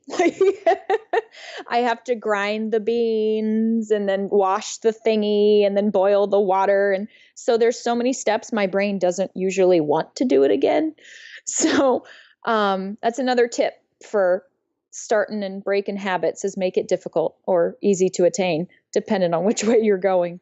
Plus, Um, French press coffee and fresh grounds of French press so taste good. so much better. So I good. don't do coffee anymore. My body just doesn't want it. I do Yeah. tea, but we made the switch. Because my husband would down to, like, we have this really really big coffee maker, Hmm. and he would down 2 pots a day, like Yeah. nothing. And I couldn't get him to drink that much water. It was driving me crazy. And so, I convinced him that the coffee would taste better if we ground it fresh and did Hmm. French press, and Yep. we do bulletproof coffee, Hmm. and he loves it, and it's his breakfast because it's bulletproof, so it's got Yeah. the healthy fats, and that's what his body just uses that for fuel in the morning.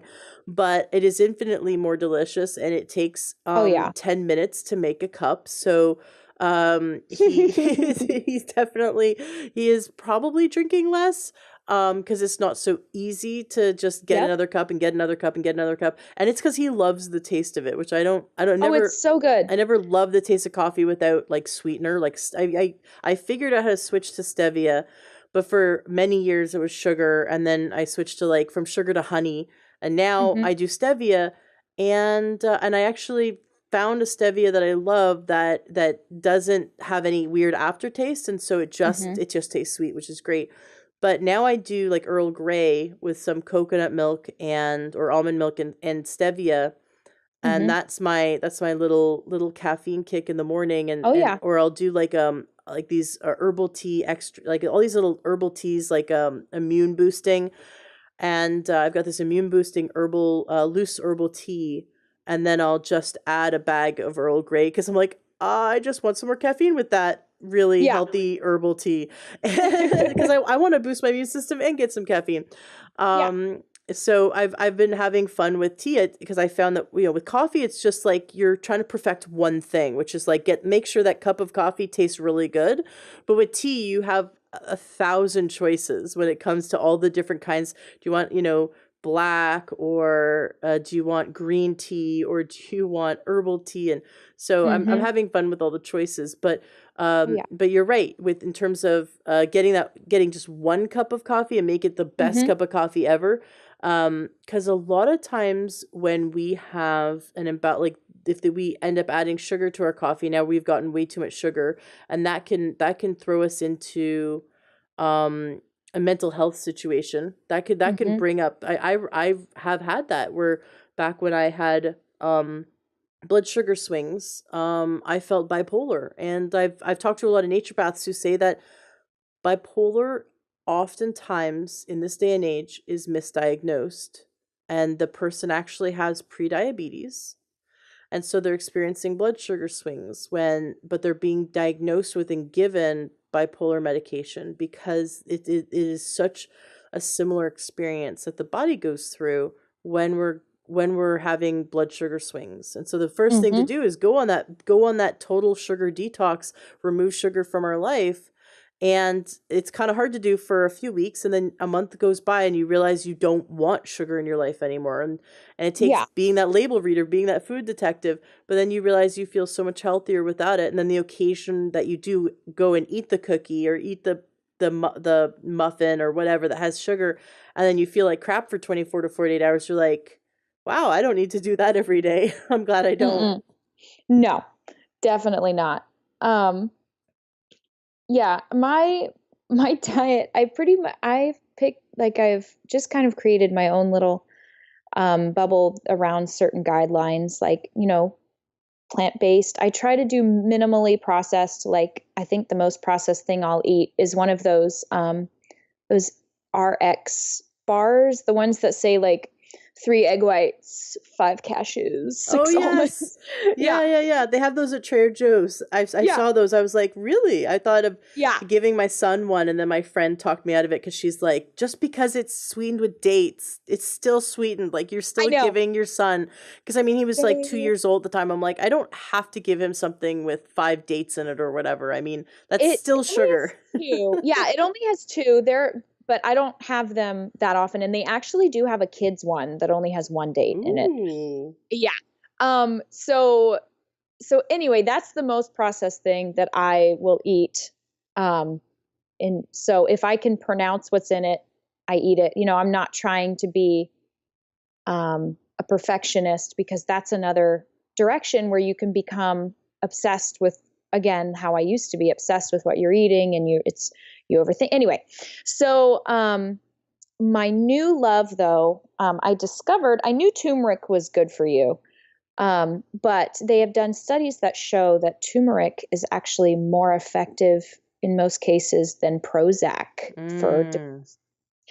and so every morning I've started making the most amazing smoothie. It's carrots, fresh ginger, frozen fruit. So I'll either do not all three at once. It depends what I have in the freezer.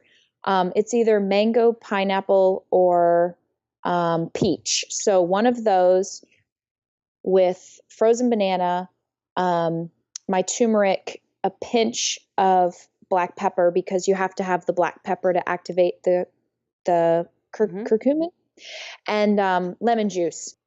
So yes, the lemon juice is last, and then you just blend that baby up, and it is. I do add a couple drops of the stevia, um, my liquid one, so pure, not powdered. There's nothing extra in it, and it's the most amazing thing. But I also do my biggest meal in the morning, medium meal in the afternoon, and smallest meal at dinner. And I only eat between the 12-hour window. So I guess it's a form of intermittent fasting, but it's like the least challenging one. We're not being crazy with 16 hours or anything. I love food. Um, so yeah, I've just kind of, and I make sure to chew my food a lot, because I discovered that my digestion um, doesn't do as well as it probably should. And so That I got from macrobiotics. I make sure to chew each meal at least 20 times, which sounds exhausting, but um, it kind of helps my body digest a little bit better. Um, but yeah, just like you said, taking pieces from all of it and figuring out what works for you. And it's been a lot of fun, and it doesn't have to be scary or, um, anything like that. And I think we've made it more complicated than it is with all the different, you know, labels again that are out there. But it just comes back to, um, if it was made in a plant, don't eat it. If it was made by a plant, eat it. Right? So you chew your food 20 times with each bite. Like when did you get into that habit? I've tried that before and I can never remember to do it because I like start the meal that way and hmm then, I realize all of a sudden it's the end of the meal and I didn't It was continue it. So honestly, how did you figure out how to do it and sustain that habit of chewing 20 times per mouthful? well, it really just depends on what I'm chewing. Obviously, an egg, I am not chewing 20 times. It's pretty fun texture to begin with. But like when it's carbs or meat or things that I know that my body is going to have trouble breaking down on its own without my help first, then I chew it, the 20 times, and just being aware of it. And if I mess up, not being like, oh, darn, I messed up. Can't do it again. That's it. I quit. I'm not good at this. Like everything, we hit a road bump and we allow it to become a brick wall. And so just being aware of it. And if I choose something 5 times, I'm like, darn it. And I just try again. And so it's just creating that repetitious habit of remembering to do it is the fun part. When did you start doing this? Was it a long time ago, or is it a more recent habit? I was doing it for a while right after Alicia Silverstone's talk. So probably about 4 months ago, I became aware of it. And then when I went to the naturopathic doctor, because I originally thought that I had leaky gut, and that's why, and I very well could have, and that's why I was having so much digestive issues. I mean, it was a hot mess. I am only 30. This may be TMI, but I've already had a colonoscopy because it got that bad. Mm-hmm. um, I was in so much pain all the time, and it felt like I was being stabbed. And so I heard about, leaky gut. And so I did the elimination diet, and that's what originally got me off carbs. And anyway, it went away. And then recently I started getting the pains again. And I was like, what is happening? And I went to my naturopathic doctor and she did the muscle testing on me, which sounds like it's a bunch of hooey, but then you do it and you're like, oh my gosh, my body's so smart. And um, she discovered that my body is having trouble digesting things like my produce and meat and all these different things, and that I'm actually not even sensitive to gluten and dairy like I thought. Mind you, it's still not good for the brain. But in terms of being sensitive to it, like I thought my digestive system was, it is not anymore. Mm-hmm. Um, but just her reminding me that, or informing me that, I really need to be chewing my food more. I was like, oh, I was doing that. I need to get better at it again. So I've started back the habit back up again. And this is part of the journey, right? You find something you really like, you kind of fall off the wagon a little bit because you didn't continue and make it a habit. And then something reminds you of it and you start again. And that's just my journey with it. So it's only been about 6 months. And I definitely have noticed a huge difference. That with the digestive enzymes I've been taking um, has just really helped the pains go away. Um, That's awesome. yeah. I love hearing that, I love hearing results. I love hearing, yes, I tried this new thing. It's been 6 months. I have results. It's cool. It's Mm-hmm. very cool. I know a health coach in Italy who helps women in Italy lose weight while still eating pizza and pasta and all the food that you would expect to eat in Italy. Yeah. And he doesn't have them really like change much of their diet. Hmm. He focuses more on like the mental health For sure. aspect around weight, because when we're feeling really bad about ourselves, we'll probably eat more. You know, if we're just sitting in front of the TV mindlessly eating, or just like gobbling it up and then wanting a seconds because we didn't get to enjoy the first time. Hmm. So he has them like turn off the TV, sit at the dinner table, and chew 20 to 50 times each bite. And he says you can still eat your pasta or whatever, right? And this is, you know, the wheat grown in Italy or imported into Italy is significantly different than the wheat we have here. We have to remember Hmm. that it is a completely different strain. It's not even the same genetically. It also, our No. wheat has glyphosate on it. Theirs doesn't. Ours is GMO. Theirs is not. Like, it's a different food. Hmm. Um, and so he has them, the first thing he does with them is just have them get present to their food. And so you have to remember, these women are feeling guilty, shame, huge amounts of shame over their body. And Hmm. so getting present to their food is like the last thing they want to do. Because they want to love eating food and get comfort from it, but then they feel so ashamed they don't want to be present to eating. So it's this internal conflict, and he has them just get present and chew each bite like a billion times like you do. Hmm. And then he says, and in between each bite you put down your fork. Just be Hmm. present. Just like, you know, be happy and love it, and his next step is get as much joy, like squeeze as much joy as you can into that bite. Like, how much pleasure can you drive? Because he also says that people who have weight issues don't we get pleasure from imagining the food we're going to eat, but once we start eating it, we become so detached from our body, like our brain, it becomes detached from our body. Hmm. We don't, so we're not present to the experience, and we don't actually, then we feel kind of sad when all the food's gone because we never got to have as much joy as we thought we would have gotten. So it's this very weird dynamic, and there's Hmm. definitely mental emotional health issues that are intertwined with weight.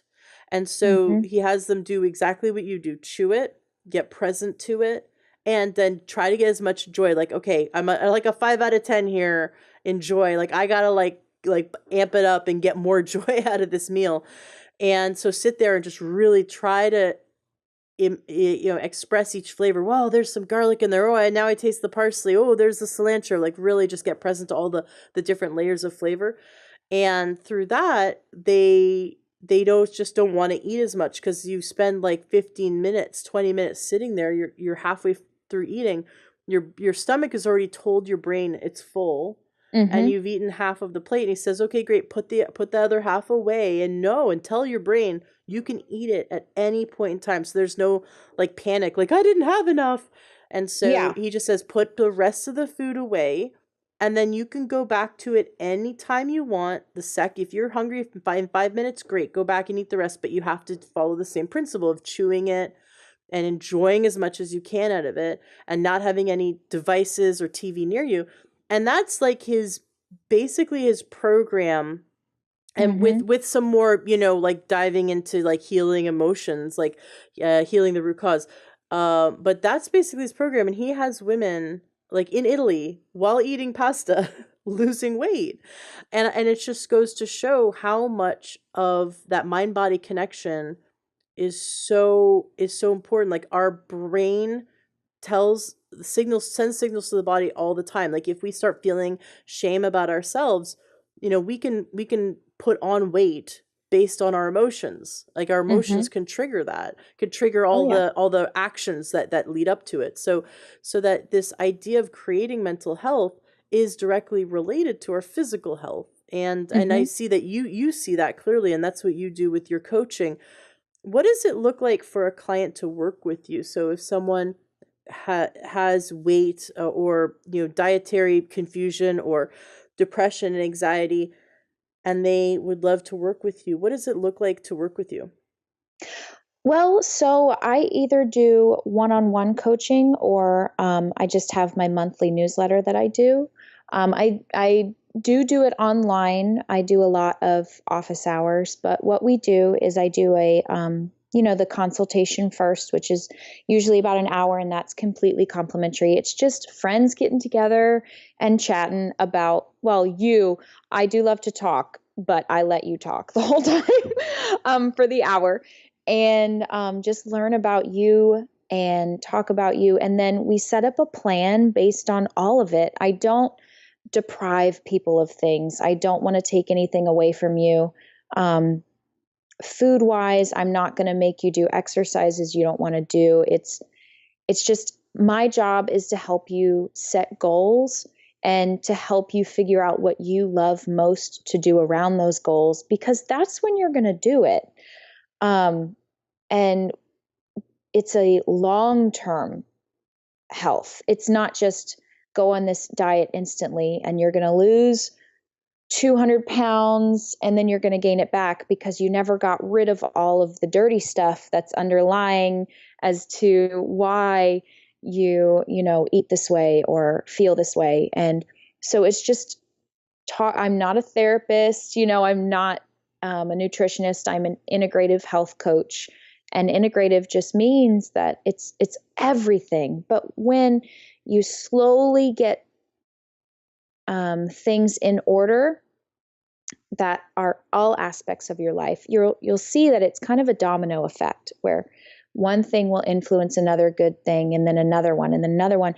And you will fall, but you also notice that as you fall, it's easier to get back on the horse. Because we're always going to fail.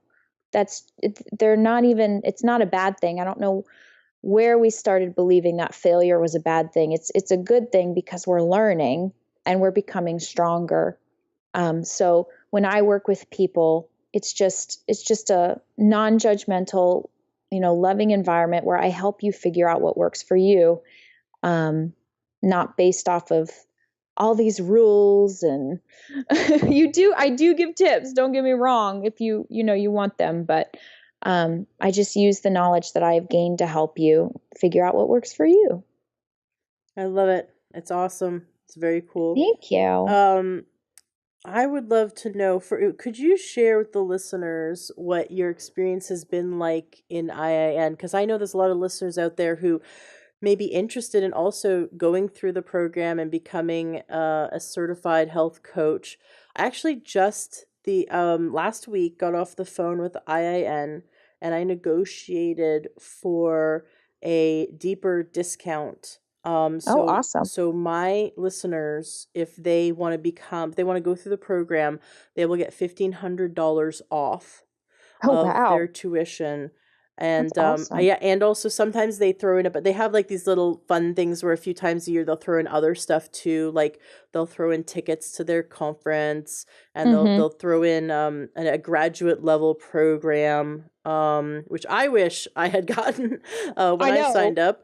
But right now, all listeners of the Learn Child podcast will get $1,500 off their tuition, and they have a great payment plan. I chose to do the payment plan because it was Yeah, I so did too. easy and so affordable. Actually, the day I found out about IIN, I signed up. I was interviewing Donnie DeSanti way back. It's like, I don't know what number it is. It's like it's got to be episode like 60 or something. And I was interviewing Donnie DeSanti, and he was the first health coach that I had on the show, I think. And I asked him, well, like, how did you become a health coach? And he talked about IIN. And right after we got off Skype, I called up IIN. I heard about the program. I talked to Juliet, who's been there, I think, 8 years. Mm-hmm. And she's amazing. And she answered all my questions. She wasn't trying to sell me or anything. I thought that was really cool, because I was sort of Yeah. I've talked to other online schools before, like University of Phoenix and all that, and their people that answer the phone are very pushy and salesy, and they try Mm-hmm. to push you into the program. And she was just like, just there to help. Yep. And by the end of the call, I'm like, sign me up. I can do it. Let's do it. And I did not know how I was going to fit the program into my busy life. I already Mm-hmm. was busy. Like I already had every minute of the day taken up. So I didn't realize like how am I going to fit this in? And she's like, you just do. Like it's, you can just do it on a Sunday evening, or you can do it every day. Or so what I decided to do was go to the gym. When I went to the gym, I'd watch the videos or just listen to them. And then also my husband loved them so much because they're so amazing. Like you you want your spouse to come watch them with you. And Oh yeah. so I would yeah, play them in the evenings after our son went to sleep. And I just found that I could totally fit it in. And they really designed it so that you can, even if you're a busy mom, you can do the program. So that's what I loved. But share with the listeners what you love about the IIN program. Oh goodness, I love so much about it. I originally heard about it from you, and I was hesitant at first because I'm a military spouse, and financially, I was like, well, can we really do it? And we have two daughters, and again, with the dyslexia, I've tried online school before, and it did not end well. It just doesn't, like, it's hard. And so I had heard that Joshua, does his program a little different than regular online school, and they were just so wonderful and so kind, and there was no interest, and I was like, okay, sold, just sign me up. So I did do the month to month plan as well. It just worked for our family a lot better. I was like, I don't know how I'm going to make it work, but I'm going to, because if nothing changes, then nothing is going to change. I was like, Exactly. this is what I'm supposed to be doing. I always tell my friends, I was like, the Lord did not give me a love of talking and no stage fright for no reason. Okay. um, like, still having to master the skills to be where I want, of course, like we all are, um, but it was my next step, and it just felt right. And I was so excited, and I love the way that it's set up, where it's mainly videos. So people like me who have a little bit more trouble with things like online school or things like that, they're all videos. When I drive, I don't watch the videos, obviously, but I've got them in my Bluetooth so I can hear them. And that just makes it a lot easier because it's an app, so you can just pull it right up on your phone. If you're waiting in line for something, just put your headphones on and listen to the video. And you can download it you can download the sections when you're in a Wi-Fi area. So, because Mm-hmm. my friend Kathryn Ann, who's in Toronto, we did it together. We did it at the same time, and she would take the transit in Toronto. So you go in the subway, and you don't have any Mm-hmm. cellular. And I mean, when you live in Toronto, it's sort of like living in New York. It's like, why do you own she owns a car, but she never uses it because you're in Yeah. downtown Toronto. It's like over 6 million people. Like you don't want to drive anywhere. You'll take 2 hours to get anywhere. And so she takes, it's called the TTC, and it's the Toronto Transit Commission. So you can you go underground a lot because you're in the subway. Or in the streetcar, and she would listen to all of it or watch all of it on her phone when she was traveling, and that's, or so, like, if you're driving and you're in kind of a sketchy cellular area, like I am out here in Snohomish, Washington, where there'll be whole like 3 or 4 minutes where I have no cellular services. We're driving north of Redmond, which is where Microsoft is. So we're just north of Microsoft, but like I will not have cell signal for several minutes during a drive. And if you're like really into a video, really you're listening, you're like, damn it, I have to wait 3 minutes Yeah. for my phone to come back. But yeah, you can download them, which is I thought that was really cool. And they're so interesting to listen to. It's like, I describe it as like 45-minute long TED Talks. You just Oh want yeah. more. Like at the end of the video, you just want, like, you've learned so much and you just want more because it's so Yeah. good. Like, you're excited to open up the Monday's email and see what the topic's going to be like. Like this week, I saw self love or something, self something, and I got really excited. Obviously not enough to remember it at the moment, but I just remember being really excited when I opened it up. That's really cool. Did you watch the Deepak Chopra video yet? I don't think It's so. at, I think it might be module 40. It's right at the end. I just remember being right at the end. So this might be the module you just got. It just opened up for you today. That I'm excited. talk on happiness and the formula, like the happiness formula, is Mm-hmm. amazing. Like it's about a 45-minute talk where he goes into the science of what makes us happy, and it's all the I'm science. excited. And I mean, I took so many notes, and I don't normally, like, I also I've not been a great student like in high school. was in the special ed class. I mean, Yep.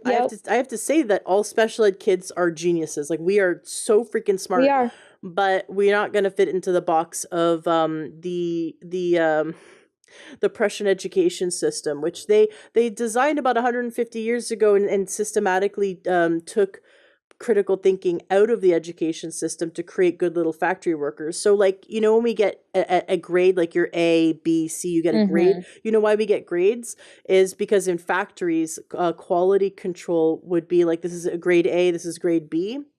So Yeah. that's why we get grades, and why you sit in little rows and you put your hand up to talk is because in factories they would sit in rows and they'd put their hand up to, ask to go to the bathroom. So what they did is they trained children to get ready to go into a factory. So do Makes you so much sense. like, and we're still doing that today. So Well, like, do you I believe it was Albert Einstein who said you can't judge you can't you can't judge a fish on its ability to climb a tree.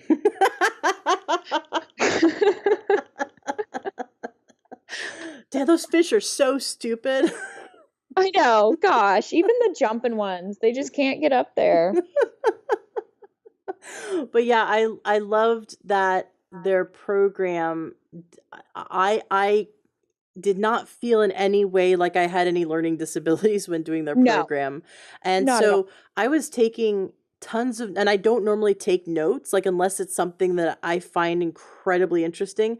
I Mhm. paused that video. It took me like 3 hours to watch this 1 hour video by Deepak Chopra, because I paused it so many times to take notes, because it was one of the most fascinating talks. I mean, really, the science behind what makes us happy and what makes us not happy. I just thought that was really fascinating. So, yeah, these talks made me want to be a better student. Like, made me want to Mhm. sit up and listen. Made in I had in no point did I feel like I had a learning disability, even though that has been a lifelong thing for me, and school. Mhm. So I had the same experience as you. They Yeah. really laid out the program so that you love the content, you love learning, and your brain just wants to absorb it. Mhm. And then I love that about 5.5 months into the program, to the year-long program, they set you up to start working with clients right away, so that you're still doing the program while you're working with clients, so that you can Mhm. like, kind of like, have a safety net while you begin to work with people. And then you feel fully confident when you graduate that you've already started your coaching practice. You're already on a roll. Yeah. I thought that was so smart. Even Oh, yeah. they told me really good coaches have their entire program paid off by the time they graduate, because you have had clients for the last 6 months. So I thought that was really neat.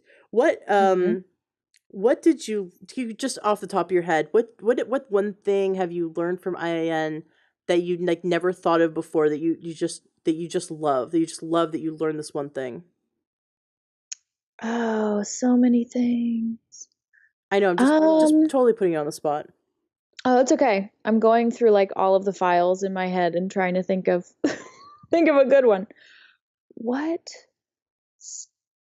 I honestly believe the introduction modules just blew my mind. It was, oh gosh, it was either Mark Hyman or even Dr. Oz spoke recently on one of them, and he was talking about how oh, what was it? I'm always looking at my husband and going, "Oh my gosh." Like, Mhm. I paused the video and I look at him, I'm like, Mhm. "Oh my gosh. Guess what?" And it's so sad because I can't think of this single thing right now, but he can attest to the fact that every video I watch, I pause it and like just tell him either a stat I just learned or something like. I remember, not this Thanksgiving, but the last Thanksgiving, I put on my IIN and I listened, because we drive from Seattle down to past Oregon. So, and that's normally like maybe a 4 hour drive. You can imagine with Thanksgiving traffic, right? Oh yeah. So it's like, it's crazy, because we'll drive there and have Thanksgiving dinner and drive back in one day. It's a long day. And so, Oh, and with my in-laws, yay. yay. And so I put in, and now also with a, sometimes screaming 2-year-old. So I put in or I guess he wasn't two then, he was almost two. So he was like 18-month-old, screaming 18-month-old, like 7 hours in the car, that kind of thing. So I put in my headphones because I had to work. I just told him, listen, I have to work. I have to Mhm. listen. So I don't have to listen to you guys. And I kept pausing it and turning to my. So I was sitting in the front, and the grandparents and our son were sitting in the back. And I just kept pausing it, turning to Duffy, and then telling him everything I learned, and then playing again. Then 5 minutes later, pausing it, telling him everything I learned. I was so excited. I learned so much on that trip, and it was so crazy how cool it was. Like I remember about learning about the different foods that and how they boost the immune system, like raw broccoli. Mhm. When you chew it, it creates this enzyme and it does this one thing to the immune system, and you can't get that from cooked broccoli. And so it was Yeah. just going through all the different food, or like half a cup of mushrooms a day boosts the immune system this much. And actually the cheaper, just like white mushrooms, have the highest immune boosting properties. You always get them organic, but just half a cup a day does all the, and they're raw, just half a cup of raw, so put them in your salad. And this one to talk was, she was just going through these foods and like how the food affects the body and why it affects the body. And I just think that's fascinating, knowing like when you're sitting there eating some black beans and some broccoli and some, whatever you're eating, you kind of look at your plate and you go, wow, like this is boosting my immune system, and this is helping with my digestion, and this is helping with my mental health, and this is, helping with my bones, and how this help me to absorb my vitamin C or my iron. Or you just start to look at your plate and realize like all the really cool stuff your food is doing for you. And you have such a larger appreciation for nutrition and for whole foods. And then you get Mhm. really excited about your plate, whereas someone's like, oh, I don't want to eat another cup of broccoli. But then you get excited about your broccoli. You figure out like how to make it delicious because you know what it's going to do for you. So Oh yeah. I thought that was really neat. That the deeper understanding of the relationship between your nutrition and your body and your mental health. Mhm. Definitely. Awesome. So what have we left unsaid? I know you came here today to want to share a lot of information about how we can achieve better emotional and mental health through our physical health. Is there anything we've left unsaid? um just I mean, the other two things that are really vital is getting enough water and getting enough sleep. I know I can't believe I left them out, but I did. Okay, well let's touch on that. How do you remember to get enough water? And how do you remember to, or how do you, what strategies do you use to get better sleep? So let's go over that, because we all know, like I think everyone knows, eat more vegetables, drink water, get sleep, but like how do you do it? So I never drink enough water unless I have my water bottle, like a specific water bottle that is mine. And I am also kind of a hippie in the sense I don't like to use plastic. So I try to be as little waste as possible. So I've got either a glass or a stainless steel water bottle that is mine. And I just make sure to fill it up. And the first thing I do when I wake up is I have lemon water. I just chug it right away. And that gives your body, puts it more in an alkaline state, and it brings your vitamin C levels up, and it's just really good for you to start your day that way. When you And started I doing that, did you notice, like, did you go, wow, this, like, did you clearly notice that adding lemon to your water in the morning made a difference? Oh, for sure. What did you notice? Especially in my digestion. Um, like it was just things were running better. And a lot of the benefits of it you can't really see, like cancer cells actually cannot survive in an alkaline environment. So it helps prevent cancer. The vitamin C just brings your immune system up. Like all these people around me, because I live in North Carolina, are talking about being sick and their kids are sick and they're sick. I'm like, we haven't been sick once. Like, when you talk, I don't even have to worry about it because, we make sure to take care of our bodies. And I did invest in a Berkey. I love, Nice. I love my Berkey so much. Does it make It's the good. water taste better? It tastes like your mouth is open under a spring. Like, and you're just, and, and they're a little pricey, but I had a zero water pitcher and I was spending $14 a filter, and we drank so much water. We had to buy like 3 a month. Mhm. And it Berkey takes out all the yucky stuff but leaves all the good stuff. And zero water leaves nothing. Like you're just getting liquid. Yeah, and So doesn't Berkey also take out pathogens? Like if there it takes out happens, everything. yeah, it takes out fluoride, Mm-hmm. right? And chlorine. Chlorine. And if Yep. there happens to be pathogens in your water, Mm. like, an outbreak of something that, E. coli or whatever would be in water, then it would take that out too. Isn't that Yep. correct? Yep. And the one that I have is a 2.5 gallon pitcher thing. So, and it's stainless steel. Again, my heart for non-plastic. Um, They're actually gorgeous looking. Like they're beautiful. It's on I my counter. yeah, they're gorgeous. I've been to friends' homes who have Berkeys, and they're beautiful. They're this big, cylindrical stainless steel thing, and you pour water in the top, and then the gravity feeds Yep. it through the It stones. it's a giant two giant charcoal and stone filters, and on the bottom half is where the clean water goes, and that's where the fluoride and the chlorine filter is. And these filters last years. I think it's like 4,000 gallons of water for the black ones. And then because they're just under $200 for two, but again, you're going to use these, for so long, you end up saving money. So anyway, having my Berkey, having that amazing water, I've become a water snob, so I have to have my water. I'm like, I don't want that water bottle. No, thank you. And so, yeah, just having my water bottle. Buy yourself a pretty water bottle that you want to take everywhere. And my kids only drink water, and that's by choice. Like, I'm not that mom who's like, you can't have this, you can't have that, because then they're going to want it. Hmm. So they choose, they know that water is better for them, and they choose to drink it. And they've got their own little stainless steel water bottles that they take to school. And you feel better because they're, even when you're not there, they're getting what they need. Hmm.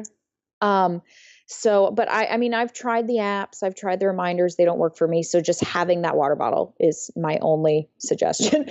And then for sleep, just becoming aware of how just amazing it is for you to get the adequate amount of sleep. It's your body's time to rest and digest, to clean out everything, to reset everything. I think we put it on the back burner a little bit. I know I used to.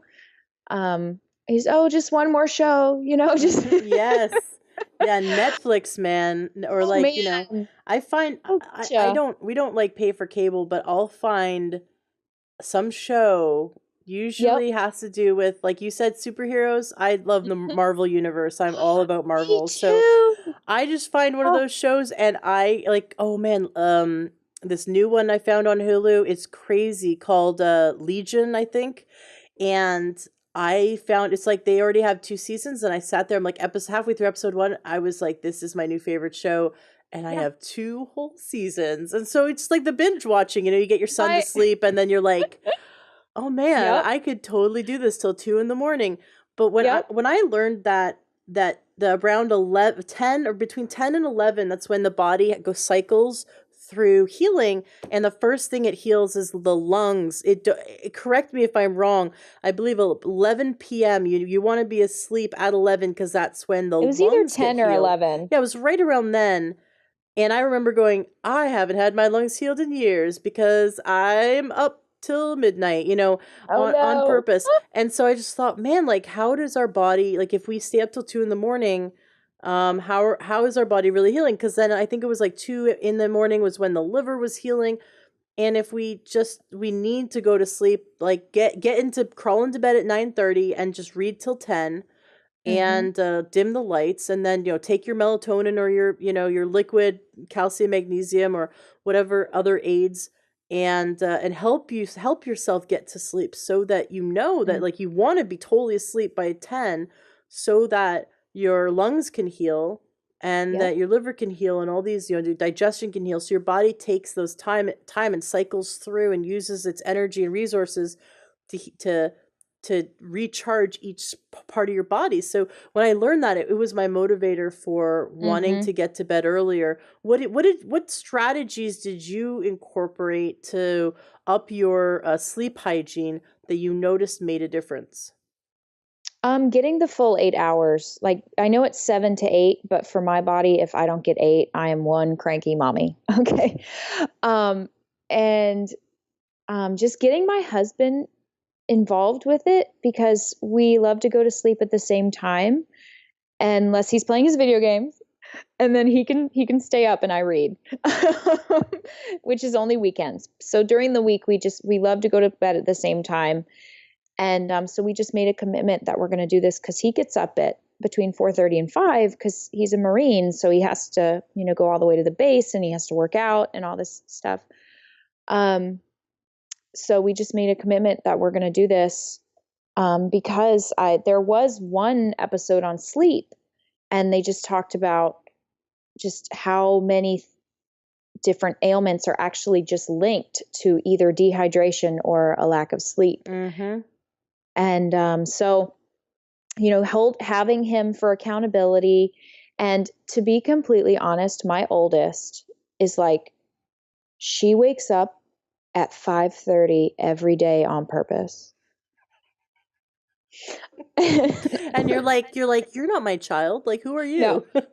So I have to wake up at 5 to have that mommy time, or it's not going to be a good day. So knowing that she's going to be up and I have to be up, because if I sleep in till right around when I have to take them to school and just come home and do my stuff later, because I'm a work at home mom, and when I teach my fitness classes, it is not at dawn. So I could do that, but my day wouldn't start right. So I get up, I make my bed, because that's the first thing you should do when you wake up. You get your checklist done, make bed, drink my water, start my coffee, get everyone's breakfast going, and just start the day out right. So that's my motivation, is just knowing that I need enough sleep to get all of that done. And then have some like mommy daughter time before sending her off to school. Is that so you're motivated to make sure that you have some quality time in the morning? Yeah, I have two girls. They're only 19 months apart. So um my youngest sleeps in a little bit longer. She's so we have some time, and just get her mind right in the morning too, because she does have an overactive brain just like mommy, and we don't do medicine. And so just helping her get in the right place in the morning, and she's up and she gets dressed by herself and she makes her bed and she's all ready to go, and I'm like, we got 2 hours, baby. I don't know where you're going, but it's not time yet. And then the other one's like, can I skip school today? I'm like, no. They're so different, but I love it. So yeah, that just doing all that in the morning, I love. So I need my full 8 hours. That's awesome. Well, and it's really good to remind ourselves how healthy that is so that we don't binge watch another episode or that we don't, decide to Even though do we want to. even though we want to, or just we don't decide to stay up and do chores or whatever. Like we have to take care of ourselves. So there Mm-hmm. comes a time when you put everyone's needs down, you go, no, mommy needs her 8 hours. Oh And yeah. and And then I'll help you with your homework or science project or doing the dishes or whatever. But the dishes can wait, your body can't. Go get your eight oh yeah, hours. my dishes are usually still waiting for me in the morning when I wake up, and no judgment. So Right? Well, because, the dishes can get done the next day, but, your body's not going to catch up on that time of sleep. So it's really important. hmm Awesome. It has been so great having you on the show. Kathryn, is there thank you so anything? much. Absolutely. Absolutely. Is there anything else that you'd like to share with the listeners to wrap up today's interview? Is there anything left unsaid? Just that, it's hard to realize this, but just realizing that you are in control of your own health, even when you have these labels. And even if you've been told that you're going to have it the rest of your life, or you're stuck with it, or it's this, or you're going to be this, you don't have to listen to that. You are in control. You just have to take control. And that's the hardest part, but it's doable. If I can do it, oh my gosh, anybody can do it. And do you think you could help coach someone to do it? Do you think you could work with someone and show them how and help them to find their strategies for doing it? Oh, for sure. I definitely, like I said, I cannot help you not be depressed, but I can help guide you for what has worked for me and what has worked for other people. And along with, your regular doctor and a therapist, all these different tools, because I still go to a therapist once a week. I think everybody should go to therapy. And because it's just good. So, along with all of those tools, I would be more than happy to be a part of that superhero team force to help you Yes. gain control of your mental health. Hello, True Health Seeker. I have a very exciting announcement. I have spent over a year, I've spent about 14 months collecting all of my information that I use with my clients for ending anxiety, and I created an online program. I'm very excited about it. We just launched it. And for you, for free, I have a webinar where I teach you 2 powerful mind tricks for removing anxiety, ending worry, and controlling fear so it stops controlling you and your life. In my free webinar, you will learn what causes anxiety and how to stop it, the science behind the mind-body connection, overcoming fear of public speaking, getting unstuck, ending that fear of things not working out, ending procrastination and overwhelm, and feeling excited, grounded, and calm instead of fear and worry. I have so much to teach you in my free webinar, and I'm really excited for you to come check it out. Go to freeyouranxiety.com/webinar. That's freeyouranxiety.com/webinar, or look in the show notes of today's podcast and you'll see the link there so you can jump into the webinar and learn all these wonderful, powerful tools that will end your anxiety and create excitement and happiness instead. Go to freeyouranxiety.com/webinar and sign up now, and I look forward to seeing you in the next live webinar.